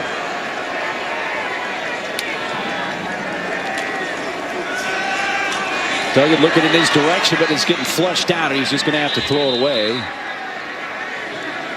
That's going to bring up a 3rd down. It was Jeffrey Pooler, Reuben Jones in pursuit of the quarterback. If I'm Sonny Cumbie, that's now 3 times you've tried to run that same play action protection, and 3 times you've had defenders right in your quarterback's face. At some point, you've got to look at that, scrap the idea, and move on to the next thing on your call sheet, because it's putting you in, again, another disadvantaged 3rd down. I think we saw Coach Patterson say that exact same thing to Coach Cumbie. Looking down to the sideline there. 3rd down and 7. Duggan with time to throw. Fires dangerously. Intercepted. Sean Mahone at the 48 of TCU as Duggan threw into a crowd, and he gets picked for the 2nd time today. The only thing you couldn't do. The only thing you couldn't do. None of the rest of this has been deadly for Max Duggan right now. It hasn't been perfect, but it hasn't been deadly. But then you get to this, looking for a big target in the middle of the field, but you've got bodies in your face. You see Darius Stills again doing a good job getting that arm up, making it a little bit harder for him to be accurate. I think it might have even been tipped a little bit. That was deflected. That definitely played a part in the interception, so West Virginia takes over at the 48-yard line at TCU. Darius Anderson gets a block, goes to the sideline, inside the 15, and down near the 10-yard line. It's Kennedy McCoy, I should say. Got my sixes mixed up. Nonetheless, a long run of 36 yards for West Virginia. You saw before the play, motion out to the right side, open that up completely, gave you 5 defenders just sitting there in the box, and so now you run outside zone away from all of those bodies that you just took away from the play and give plenty of rushing lanes. This offensive line has struggled, but if you get the defense running, you've got backs that are athletic enough to make guys miss. We've seen that tonight. Thanks to that 36-yard run, first down, give it back to McCoy, and he's run down at the 10 by Ross Blacklock. Haven't mentioned Blacklock's name much today, but he is a big part of that defensive line for TCU. 2017 freshman All-American, missed all of last year with an Achilles injury and has been back with the bench. We mentioned they lost our LJ Collier and some great production from the ends, but they've got 2 stout defensive tackles in there in Gary Patterson's defense. High snap, brought down. McCoy straight ahead for just a yard or so. Third down. Blacklock helping out on that tackle as well.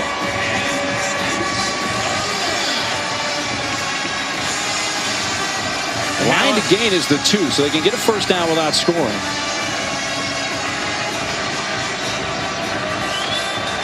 TJ Simmons comes back into the game for West Virginia. One of the 2 receivers up top along. You see Sam James all alone at the bottom there with Jeff Gladney, the best corner for TCU. James in motion. Daggy sets up, fires. That's O'Laughlin, but he is stopped at the 7. Throws to the tight end, and Merrick and Washington were right on him. It's 4th down, and it's going to turn to a field goal for West Virginia. It's a shame. You'd love to keep the foot on the gas, but 4th and 6 with the way this West Virginia offense has been operating.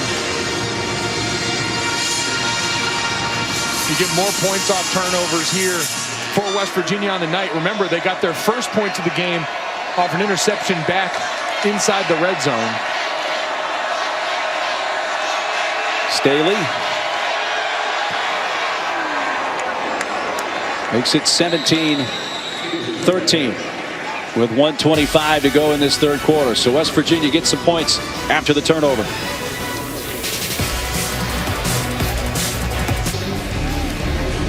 Staley's field goal, his second of the game, has made it 17-13. West Virginia down 4, minute 25 to go third quarter. A game TCU needs to win to become bowl eligible.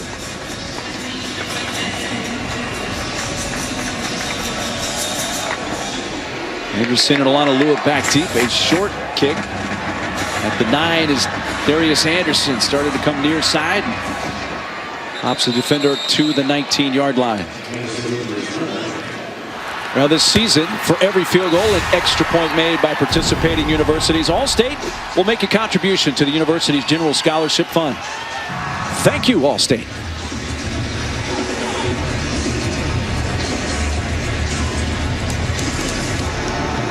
Max Duggan in the offense comes back out for the Frogs. We've seen both quarterbacks today, Mike, make a few ill-advised throws. And that really, coming into this game, had been a strength for both of them.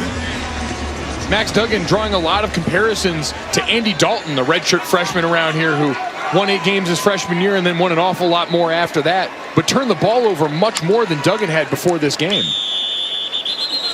Play stop, flag. Prior to the snap, false start, number 1. False start offense against TCU. 5-yard penalty, still first down. Doc has more on that TCU offense. Talking about how West Virginia's been crowding a line of scrimmage. At halftime, Gary Patterson was adamant that you got to throw the ball down the field. This is what Mike Golick Jr. was saying. They've got to be able to throw the ball down. That last possession, when they went to the sidelines, I think that was a point of emphasis. If you can protect him, we got to get the ball downfield to get this defense to back off the line of scrimmage a little bit. Now they start from their 15 now after the penalty. Fake the jet sweep. Duggan's pressured. Davis, a lot of room on the far side. Will get up near the marker and the first down at the 29.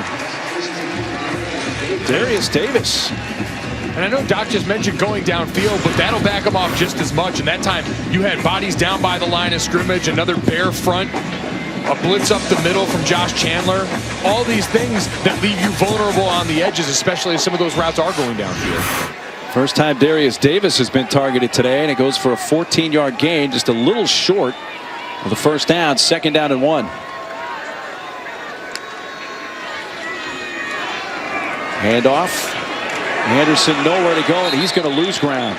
Darius Stills, who, by the way, is the one that deflected that pass on the previous possession by Duggan that turned into an interception, is there to make the tackle again. Vic Koenig and that defense just going to dare him. And we know this is the last game of their season. They're here to play spoiler on what TCU's looking for. So Vic Koenig's ready to cut it loose on their side as we get ready to cut it loose into the 4th quarter. Darius Stills has 4 tackles and now a tackle for loss. That's going to take us to the end of the 3rd quarter.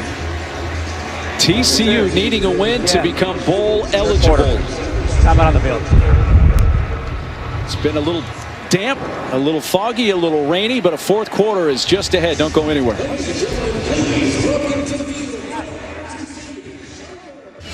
Welcome back to ESPN College Football presented by PlayStation. Heading into the 4th quarter, TCU leading West Virginia 17-13. Along with Dr. Jerry Punch on the field and Mike Golick Jr., I'm Mark Neely. TCU needing a win to become bowl eligible. On 3rd and 2, they come out in the Wildcat with Olanolua to trigger it. Rager in motion. Olanolua gonna run. Ooh, this is going to be close. We'll see about the spot. He needed to get to the 29, and the line judge is going to give him that spot. It looks like, well, I thought they said he had enough, but they're putting 4th down on the sticks. Let's see it. And they're going to measure this, I believe. The head line judge looked like he came running in, giving him enough for the yards to gain, but Darius Stills, the one that made the tackle. And on the yellow lines, not, it's close. It can be precise. you can see his pads looked like they were over it, but the ball back behind's an important part of here. Wasn't reaching it out, and the referees are going to look for the ball in that situation.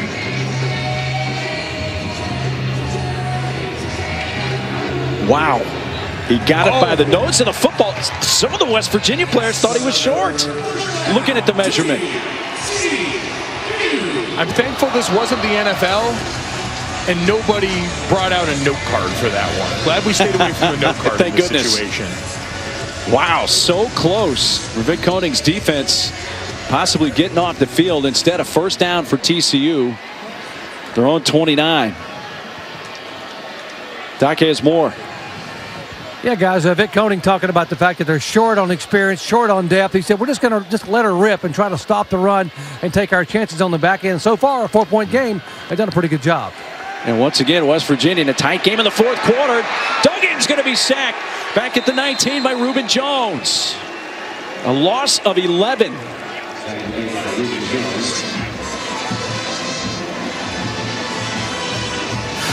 Reuben Jones, the Michigan transfer, doing a great job knocking hands down. Watch him against number 68, Anthony McKinney, here on the left side. Knocks both of those hands down, gets the rip coming around the edge, and then after that, it's all motor, which he's got plenty of. Duggan didn't seem to sense him at all. He's fortunate that Jones didn't get the strip sack there. In motion, Rager looked to pass to him, but Duggan elects to run with it. He's up to the 30, to the 31. Still going to be about 9 yards short of the first down after an 11-yard game, but we haven't seen a lot of that running game from Duggan tonight. Hopefully that scramble reminds them that that is an option. Before that play, West Virginia's D-line had 6 quarterback pressures, 3 hits, and 2 batted balls. They're teeing off right now. The perfect remedy to that is getting Max Duggan loose in the run game, encouraging him on scrambles to try and get those yards with his legs, because they are 1 of 6 on third downs of 6 yards or more tonight, and they're sitting at 3rd and 10 right now. And 6 of 13 overall on third down. On 3rd and 9, Duggan fires. Rager hit hard, incomplete at the 42. That was Tyke Smith, true freshman, who put on the lick, and it's 4th down. Tough spot. Freshman quarterback puts the ball behind him, looking back, trying to come back, really exposing his wide receiver to a big hit. I think that's Stevens, number 7, who took that lick. His buddy may come over to the sideline and remind him that I'd like to walk out of this game under my own power. Sinkfield back to receive the punt. High, short punt. Fair catch called for by Sinkfield. Then he takes it to 38. So pretty good starting field position for West Virginia. They trail it 17-13 early in the 4th. Well, Neil Brown was a tremendous hire for West Virginia. What he did at Troy, Mike Golick Jr., but he knew he was inheriting a team that didn't have much depth, and perhaps that lack of depth is why the 4th quarter has been such an issue. They have some games that have certainly gotten away, including last Saturday at home against Oklahoma State when they had to lead in the 4th. You take that snapshot going into the 4th quarter, and I'm sure he showed this to his team time and time again, saying we have a chance, we have to limit the mistakes, and they've made plenty of them so far this game. But a big opportunity on this drive to try and maybe get the ball in the hands of George Campbell. Handoff, Lenny Brown. He picks up about 2 to the 40. West Virginia trying to play spoiler here. TCU is the team that needs the win to become bowl eligible. Had West Virginia won last week and held that lead against Oklahoma State, they would have been playing for bowl eligibility as well, but not to be. Instead, this will be their final game. Now just a lot of pride on the line, and Jared Dagey at quarterback right now. I know it's only his 3rd start in a West Virginia uniform, but he started for 2 years at Bowling Green, threw for over 4,000 yards in his career there. He's got experience in situations in game. Haven't seen much of TJ Simmons lately for West Virginia. Here's a pass that is caught by Ryan. Sean Ryan, he's going to have a first down up near midfield. Doc has more on TJ Simmons.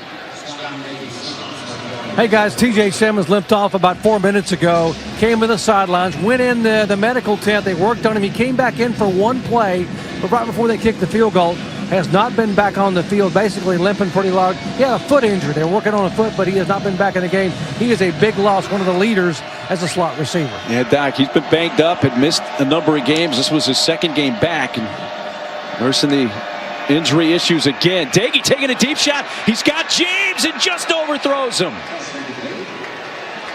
James had a step or 2 on Jeff Gladney, and Dagey was just a hair strong with it. Boy, you're not going to get many better looks than that if you're Jared Dagey. These are the ones you've been trying to scheme open. Get your best, most consistent, most prolific receiver open down the field.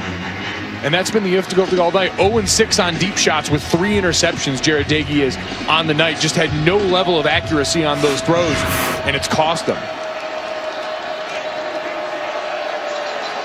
And it's 2nd down and 10. Brown tackled for a loss by O'Shawn Mathis, one of the redshirt freshmen TCU is very high on. I think he can be one of the next great ones here at that spot. Well, there's certainly plenty of history. Now 3rd and long again. Got to avoid the disaster if you're Jared Dagey on this one. I'm trying to get the ball in the hands of my running backs on the wide side of the field on a pass play. Let him make someone miss, pick up some yards. Maybe he breaks one, but I'm not giving the ball back to that TCU defense. Mountaineers 4-10 on 3rd down. A flag at the snap.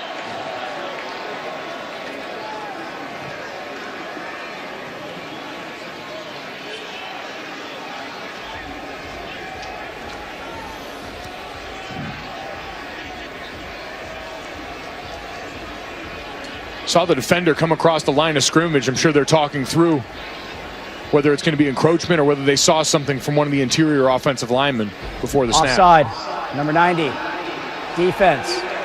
Jumped into the neutral zone, causing the offense to react. 5-yard penalty. Still third down. That's on Ross Blacklock. So it turns a 3rd and 12 into a 3rd and 7. Pushes the ball to the 48-yard line of the Frogs. And now the playbook changes a little more here. The rollout for your quarterback that you've had a lot of success with is all of a sudden in play towards the open side of the field. Tagey, a strike right near the marker. That's how Lee Jennings, I think he may be just a little bit short. And I think you got to go for it here. It doesn't look like Neil Brown's thinking about it all that much, which is great to see. So it's 4th and 1 from the TCU 42. Going to bring in the big bodies. Michael Laughlin. Get some big bodies here. Maybe throw a motion in to get the defense thinking. And then hand the ball to Letty Brown. Get him going behind Chase Barrett. Big play here on 4th and 1. First 4th down play on either side in this game. Shift James up top. Not going to get it off in time. Has to use a timeout. That's just their first. Play clock expired. Timeout. West Virginia. First of the half. 10 minutes to go in regulation in Fort Worth. From the 42 of the Frogs. Expect something interesting out of these short huddles. They're going to try and get up to the line quick, probably in an unbalanced formation, and give TCU's defense a lot to look at in a short amount of time.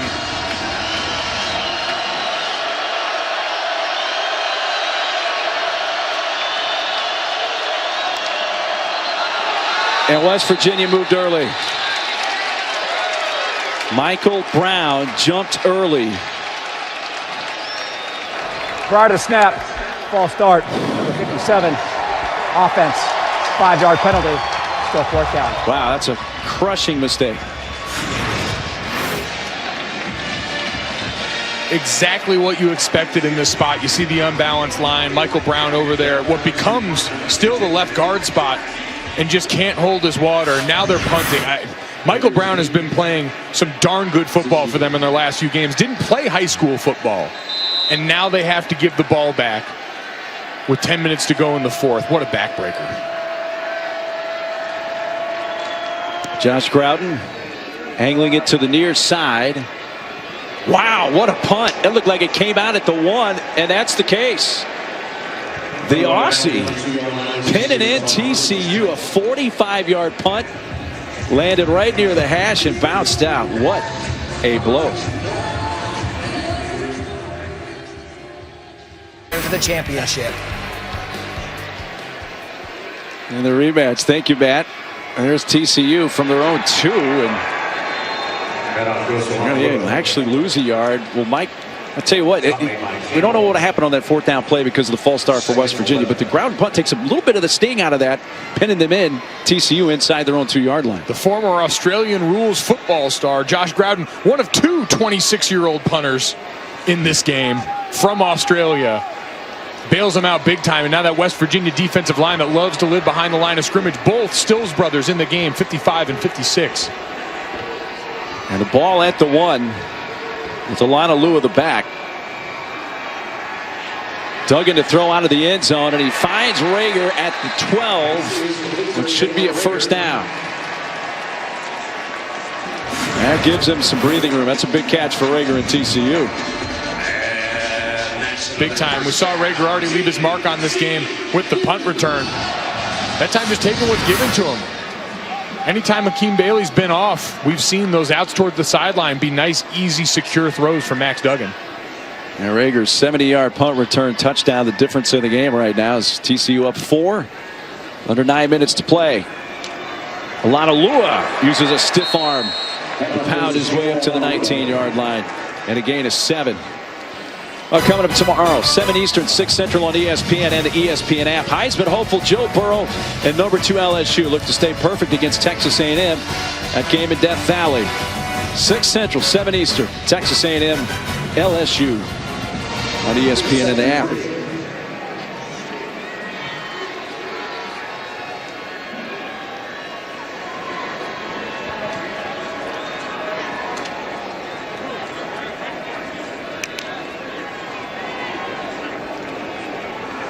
Duggan going to hand off Well, Darius Anderson spun down and he loses 3 yards, and that Dante Stills on that tackle for loss for West Virginia. I tell you what, the Stills brothers have come to play tonight. Mike Golick Jr. Father Gary is proud somewhere. The former West Virginia All-American and 9-year NFL veteran watching his younger son, Dante. They think he can really be, going forward, the best pro prospect of the two.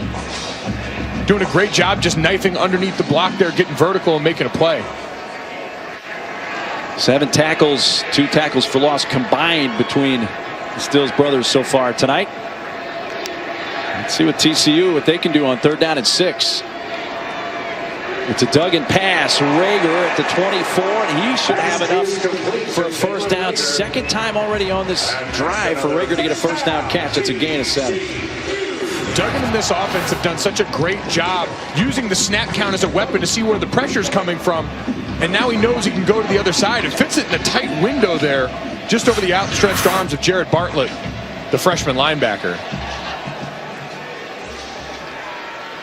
Well, first down for the Frogs from their 24.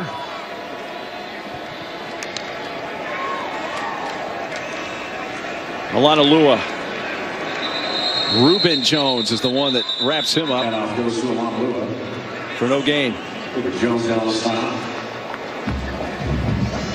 The Stills brothers are both great, live behind the line of scrimmage as we've talked about, but you don't have a lot of depth, and the production from the end spot, Jeffrey Pooler, Reuben Jones and company, hasn't been great. And so what do? You manufacture it like that. You blitz a linebacker, you fold your defensive end around, you create confusing looks for the offensive line. Light rain falling.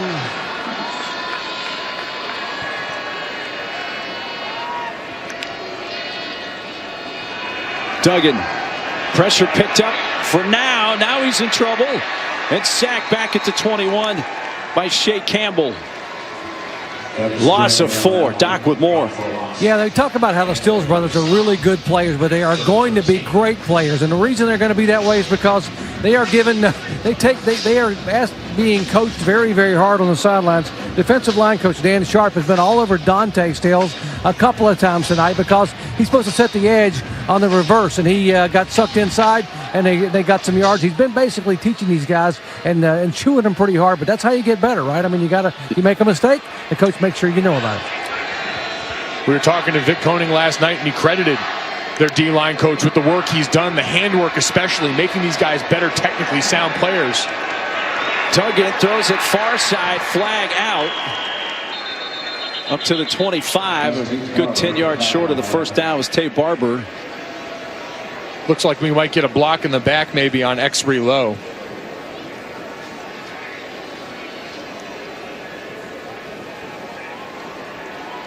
We'll see about the penalty, which if it's against Low, would be a big blow for West Virginia trying to get off the field here. Chop block, number 56 and 69. Offense, half the distance to the goal. So West Virginia Myers will and decline the McMillan penalty. 4th down. Called for the chop block. And it will be 4th down. Big 12 now on ESPN Plus. A must-have for Big 12 fans. It's the exclusive home for the weekly Les Miles All Access Show. Plus, you'll get more than 50 men's basketball games and hundreds of other Big 12 games, including women's hoops. You can sign up today at ESPNplus.com. Jamie Dixon, the men's coach for TCU, came up at halftime, visited with us. Good to chat with Coach. Excited about the start of their season, getting to play USC coming up here soon. Test out a nice new arena. Sandy's punt taken at the 39. Sinkfield immediately hit there. A good starting field position for West Virginia. 4:47 to play and Fort Worth 17-13 Frogs. Let's take a look at today's hardest working player, brought to you by Duluth Trading Company. Special teams played a big part today here, Mike. Absolutely. Jalen Rager, who already had a punt return on the year against Kansas, that time makes a couple of miss, beats the entire punt return net, and once he gets into the open field, that is why he was voted by the players preseason at Big 12 Media Days the fastest player in the conference. His second punt return touchdown of the season. Also had one against Kansas. First one since 2009. Jeremy Curley for TCU to have multiple punt return touchdowns. This game's certainly still in doubt. 4:47 to go. TCU needing a win to become bowl eligible. West Virginia ball. Letty Brown picks up about 2 to the 41. And this is the chess match that's been fun to watch all night. Gary Patterson, we know, essentially the defensive coordinator on TCU's side. You see him almost on the field as a 12th player half the time. And Neil Brown, the West Virginia head coach and coordinator.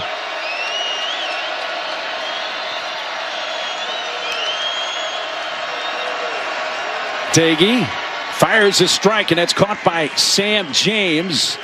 Pulled down about 3 yards short of the line to gain. Doc. Yeah, Neil Brown got this job because he had the ability to do more with less at Troy. He won 31 games his last 3 years at Troy, including pulling off some big upsets. He broke LSU's home win streak of 49 against non-conference opponents. He beat Nebraska at Nebraska last year and almost beat Clemson at home. They lost by 4 points, and Clemson went on to win the national title. You can certainly see why they wanted him in Morgantown, no doubt. Here's a pass, stopped short. Ben Wilson able to pull down Brown about a yard shy of the first down. 4th and 1. Clock running. Ben Wilson, who played before, got picked on. They were able to get Sam James, their great wide receiver, on him in coverage and get a big chunk of yardage. That time again, going back to the well with Letty Brown. But Ben Wilson doing an outstanding job of getting out there and making a sure tackle. Easy call to go for it here on 4th down. Here we go in Fort Worth. A big 4th and 1 for West Virginia. Daggy overthrows it. There comes the flag. James was tripped up. The reason that ball was so overthrown, he got tangled up with the defender. And West Virginia is going to get a first down via penalty. This is an easy one to see. Jeff Gladney. Pass interference, number 27. Defense, spot foul, automatic, first down.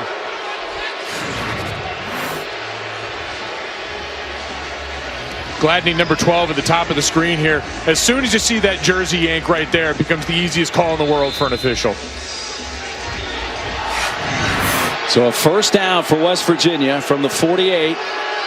Kennedy McCoy checks in as the back for the Mountaineers. First down play for Daggy. Going to dump it off to McCoy. And a nice open field tackle and a loss of a couple of yards thanks to Garrett Wallow.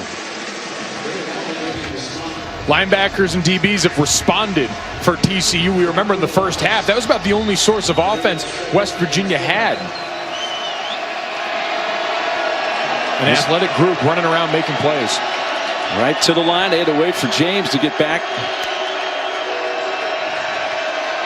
Daggy pressure, throws too high, incomplete in the direction of Estelle, who was very well defended by a couple of defenders. Blacklock had the pressure going on Daggy. And Ross is frustrated. He thought he was getting held, and quite frankly, I know as a former member of the offensive line community, I'm not supposed to give us up, but I believe him on that one. Chase Barron, he gave him the arm over, holding on for dear life. And now we get to a 3rd and long for West Virginia. Let's see if they'll look to Simmons in the slot there again. Wallow's got 11 tackles and 3 tackles for loss. Here's a big 3rd down and 12 for the Mountaineers. Here comes the house. Daggy fires, batted around, incomplete. Estelle, the intended receiver, a flag back where Daggy delivered the pass. I think a frustrated Ross Blacklock may have just given them another first down by penalty. Foul. Roughing the passer with targeting, number 90, defense. 15-yard penalty from the previous spot, automatic, first down. Previous play is under further review. So not only the personal foul, but targeting is going to be looked at as well. Let's take a peek. See 90 in black coming right up the middle. That's probably going to get him ejected. Again, what we're looking for there, forcible contact from a launch crouch, lowering of head, or leading with the helmet and forearm. That time you see a lead with the helmet, and then checking off the second box. Is it using the crown of the helmet? That part just above the forehead, and you saw him dip right at the end there. Well, if this targeting call is upheld, and again, this game is not over, but if TCU were to win it, Blacklock would be ineligible to play in the first half of a bowl game for TCU if this targeting call holds. TCU familiar with this again, Jeff Gladney. The ruling on the field for targeting is confirmed. Number 90 has been disqualified. Yeah, that one was pretty easy. It met all the parameters as you laid out, Mike. And a big loss as they lose Blacklock, who really, it seemed like, was starting to find his stride here in the second half after a quiet first half, Mike. He was. Plenty of plays in the backfield by this D-line, led by those interior defenders between him, Corey Bethley, Terrell Cooper. And a couple of first downs by way of yellow flag for this West Virginia offense. Getting in position. Now you just need one play, and unfortunately TCU's defense, the backbreaker for them, has been giving up the big play really all season long. First down, Mountaineers. Number 35 at TCU. Rush 4. Daggy throws incomplete off the hands of Sean Ryan. As Julius Lewis had the coverage behind him. Well, clock stops with 2:18 to go, Mike. I'm not going to say a field goal doesn't do them any good, but it doesn't really do them much good. They need a touchdown here. No, this is 4-down territory. This is going towards the end zone. It's all gas, no brakes from here on out.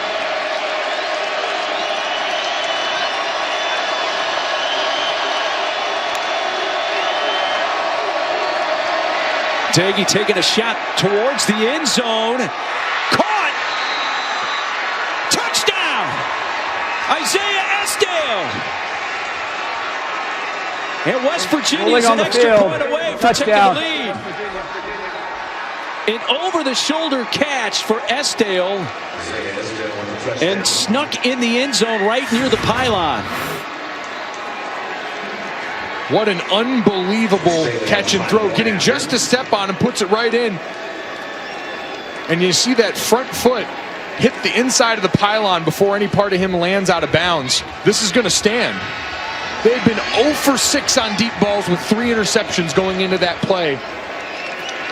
And Daggy hits at the ideal time for West Virginia fans. You get a couple of gifts from those penalties and you understand you got to capitalize. Doing it in a big way there.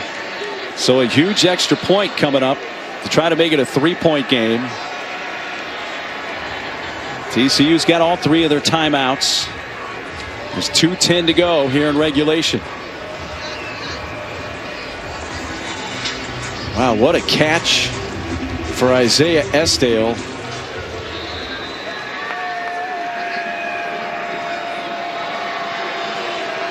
His first touchdown catch of the year comes in a huge spot for the Mountaineers.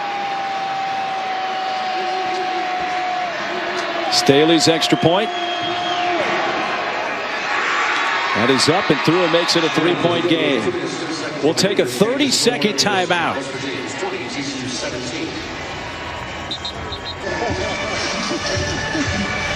Well, this season, Taco Bell is celebrating student sections and passionate fans like these by awarding the Live Más Student Section of the Year. The TCU Horned Frog Student Section is already on the national watch list. You can go to ESPN.com/Taco Bell to see how your school can compete or get the committee's attention by using hashtag #LiveMás Student Section Contest. 35-yard touchdown catch for Isaiah Esdale.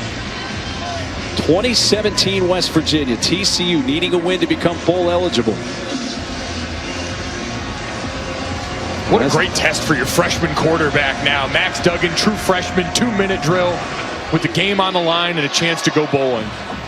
It's going to bounce. This is Rager. They're going to say he stepped out of bounds at the 20, and Rager's fortunate the way that ball was bouncing around to even get it out to the 20. That is making chicken salad out of chicken you know what. Yeah, absolutely. And that's not what you want for Thanksgiving on the menu. I understand being creative with leftovers as well as anybody, but. All right, your TCU, you start from your 20. You have all 3 of your timeouts. You need at least a field goal to try to send this to overtime. So plenty of time with 2:05 to go and those 3 timeouts.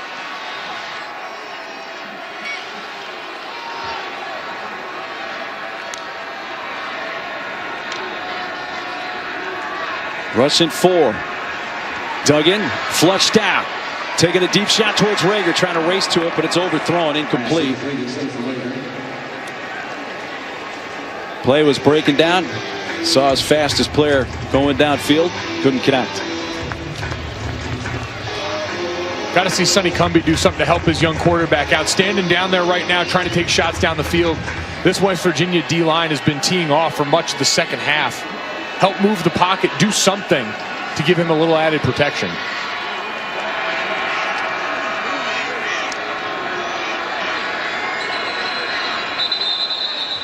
And a flag at the snap. False start, number 62. Offense, 5-yard penalty. Still second down. Right tackle David Baldessami called for the false start. Sports Center tonight after South Florida UCF with Bucci and Michael Leaves. They'll break down Giannis and the Bucks' quest for 10. Plus, LeBron and the Lakers going for 10 in a row, too. And we sit down in the film session with Buckeye star defensive end Chase Young. Sports Center after college football on ESPN and the app later tonight. Story for TCU going to be penalties here. 9 penalties for 64 yards now, and most of them either pre or post snap. Going to run with it. Duggan. He's going to be close, but about 2 yards short of the first down to the 28 after a 13-yard run. Perfect play call to get you into a manageable third down and just keep the chains moving at this point. You've got plenty of time. 3rd down and 2. Duggan dumps it off. Olanolua needed to gain the 30 for the first down and does so. Clock stops with 1:27 to go as he stepped out of bounds. 1:30, full complement of timeouts at your own 33. These are situations you drill during training camp all the time, and that was when Max Duggan started jumping out to this coaching staff that not only can he be a guy that plays at this level, but he can be a starter for this team, and that's when you show them that that confidence is well earned.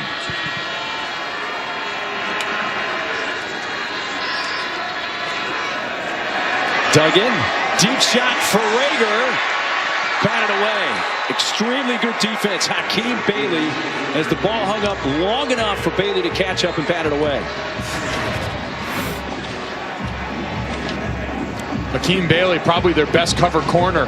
Step for step with one of the fastest guys in college football. Both being physical at the top of that, letting them play. 2nd and 10. Clock stopped, 1:19 to go. Again, TCU still has the full allotment of 3 timeouts at their disposal.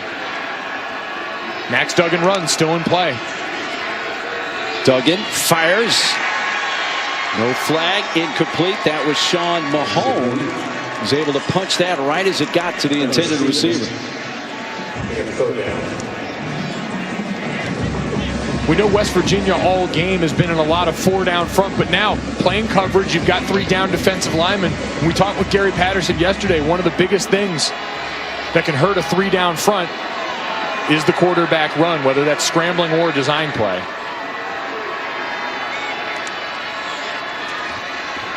Bringing 4, Duggan in trouble, hit as he throws, dropped by Rager, and it's going to be 4th down in the game, possibly on the line.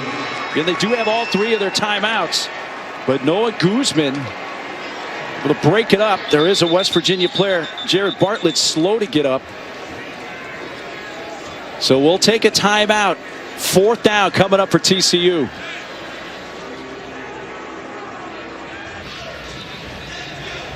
True freshman Jared Bartlett, who's playing in his 4th game, so they'll redshirt him this year. He's off the field under his own power. They do have all 3 of their timeouts, Mike, so it doesn't mean the game is on the line here, but it would go a long way in giving West Virginia a win on the road here if they're able to stop them. For a team that's had a difficult time picking up chunk yardage in droves, I'd say you're looking at Jalen Rager, number 1 at the bottom of your screen here.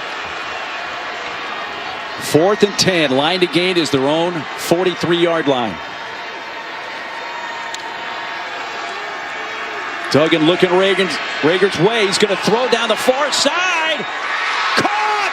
No, incomplete. Had it for a moment. Nick Roy Fortune able to bat it away at the last moment. And TCU turns it over on downs. An incomplete pass. Ball turned over on downs. Ardante Davis was the receiver. had it in there.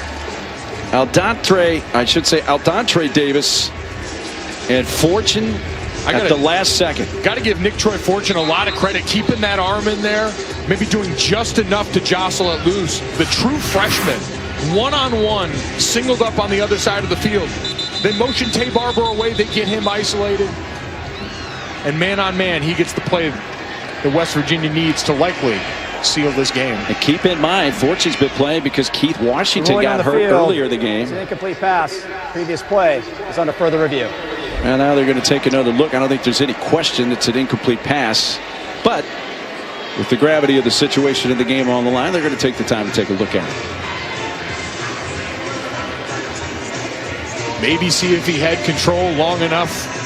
Well, they're reviewing to see if there was targeting.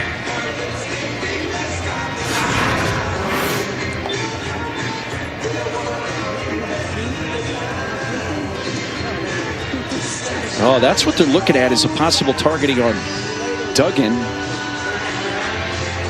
Shamik Black, I should say, from Reuben Jones. As Duggan came up kind of holding his helmet.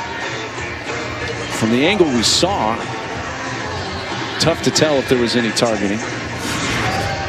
In this instance, I don't really think so. Just because we didn't see one of the first things we talk about, there's a couple of indicators there. And at least from the angle that we have, it's hard to see a true lowering of the head, any sort of thrust or launch. There's not a violent action. That's usually first part of checking off one of those indicators before you get to, was it with the crown of the helmet? Was it a defenseless player? I'm interested to see this angle here.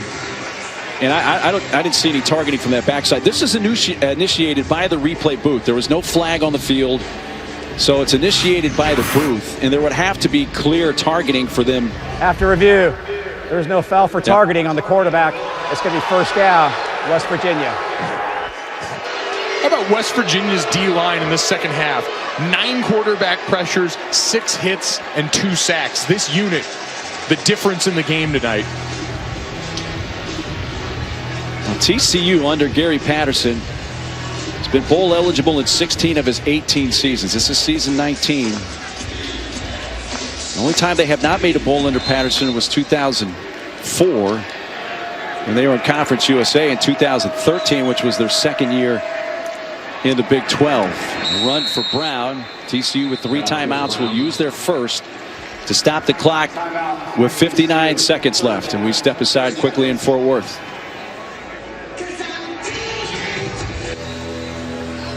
Well, part of the reason that Gary Patterson's team's trying to become bowl eligible with the win here tonight is they've lost 5 of their 6 losses have been by a touchdown or less, and this might be the 6th time.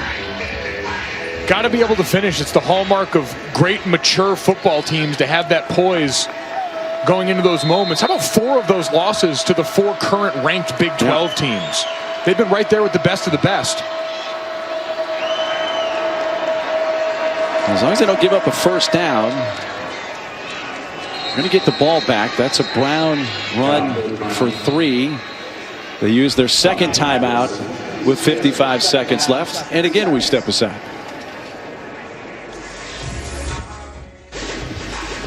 Well, year 1 for Neil Brown has involved a lot of fourth quarter games that they've been tight or even led, like last week at home against Oklahoma State, and not been able to win. Is this going to be the exception to that? Trailed by 4.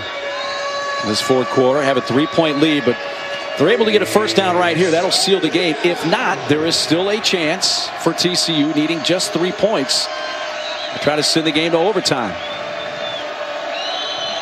3rd and 4. And now West Virginia will use a timeout. You mentioned West Virginia down the stretch of the season. Second and a half, 30 seconds. And their close games going into fourth quarters. Just the mental toughness considering the skid they were on. They lost 5 straight games in the middle part of this season. And then all of a sudden you get a big win versus Kansas State in the first start for Jarret Doege. And then you get a single-digit loss to Oklahoma State last week. And now if you could cap it off with a win here, certainly helps build momentum. You won't have the bowl practices, but when you get back on campus for that offseason program, you start to ride that wave and say, we can build on all of this as we begin year 2, where there's a little less of the learning process for Neil Brown. 3rd and 4 upcoming. Now the key play for West Virginia in this fourth quarter is the touchdown catch. Isaiah Esdale of 35 yards over the shoulder, hits the pylon. Good catch. Touchdown. Play of the game right now for West Virginia. It's giving them the lead. But here's their 3rd and 4. First down would clinch it for West Virginia, but Brown is tackled for a loss. Loses 3. TCU will use their final timeout. Timeout. TCU. Last of the half. There's still 51 seconds left.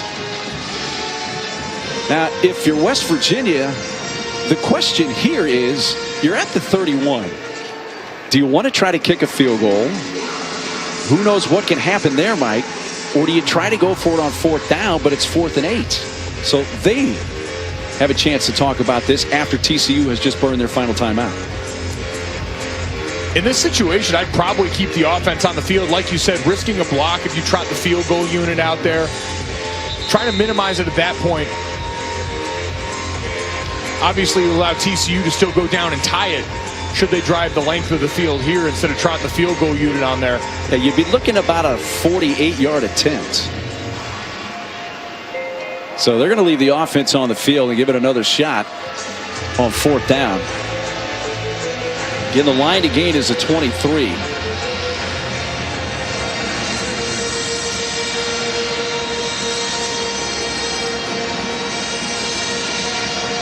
So again, an opportunity for West Virginia with a first down to ice the game. If not, TCU is going to get the ball back.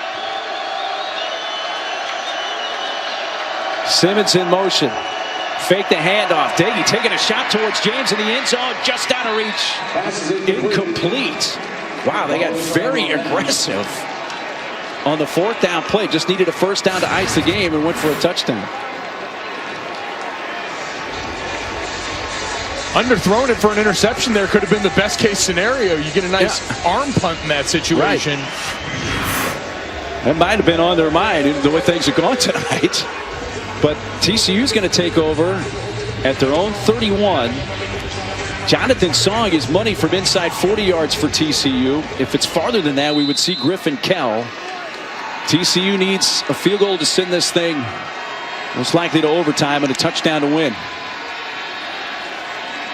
Duggan, Rager, all the way up to the 49. First down. Clock stops to move the chains. Get up to the line, get it in the dirt. Stops the clock with 37 seconds to go. And we're trying to set it all up for the leg potentially of Griffin Kell, another true operator. freshman. Here's the set the game clock. 37 seconds. 3-7. I'm going to add another second on, 37 seconds. Well, Song's kicked a 30-yarder tonight. So Song has hit 39 of his last 40 in his career from 40 yards and in. So he's money from 40 and in. But you see Kell warming up also, and he's their long yardage. Yep. 3 of 4 on the year. His only miss was a 57-yarder. He's hit from 47 and 52. Yeah, hit 52-yarder against Texas. Duggan. Incomplete. Well, when that ball left the hand, thought for a moment perhaps Tyke Smith had a chance to pick that off, and then Rager had an opportunity at the end, I should say, Barber, to try to catch this. We've seen this sideline route work a few times, so close really on both ends there. Duggan doing a good job of putting the ball where only his guy can get it, just out of the reach of Tay Barber. Either of the field goal kickers would love to get a chance.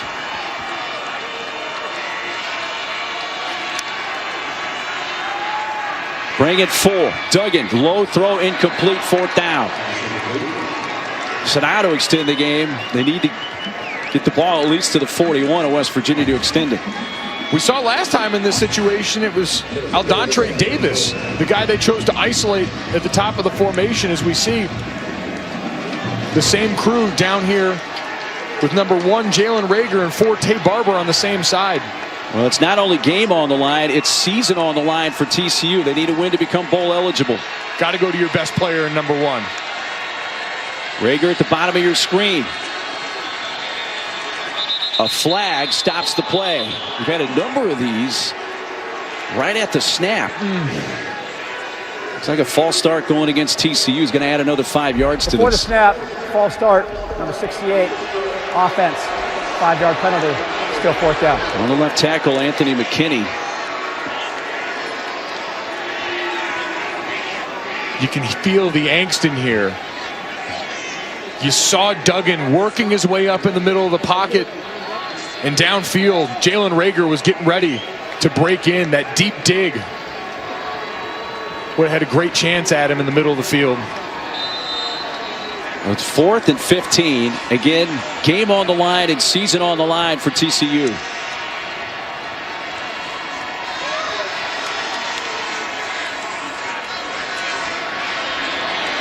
Duggan in a crowd. And West Virginia is going to get the win on the road in Fort Worth. Darius Stills just about had Duggan wrapped up, threw it as he was going to the ground. And TCU season, just like West Virginia's, is going to end here tonight in Fort Worth.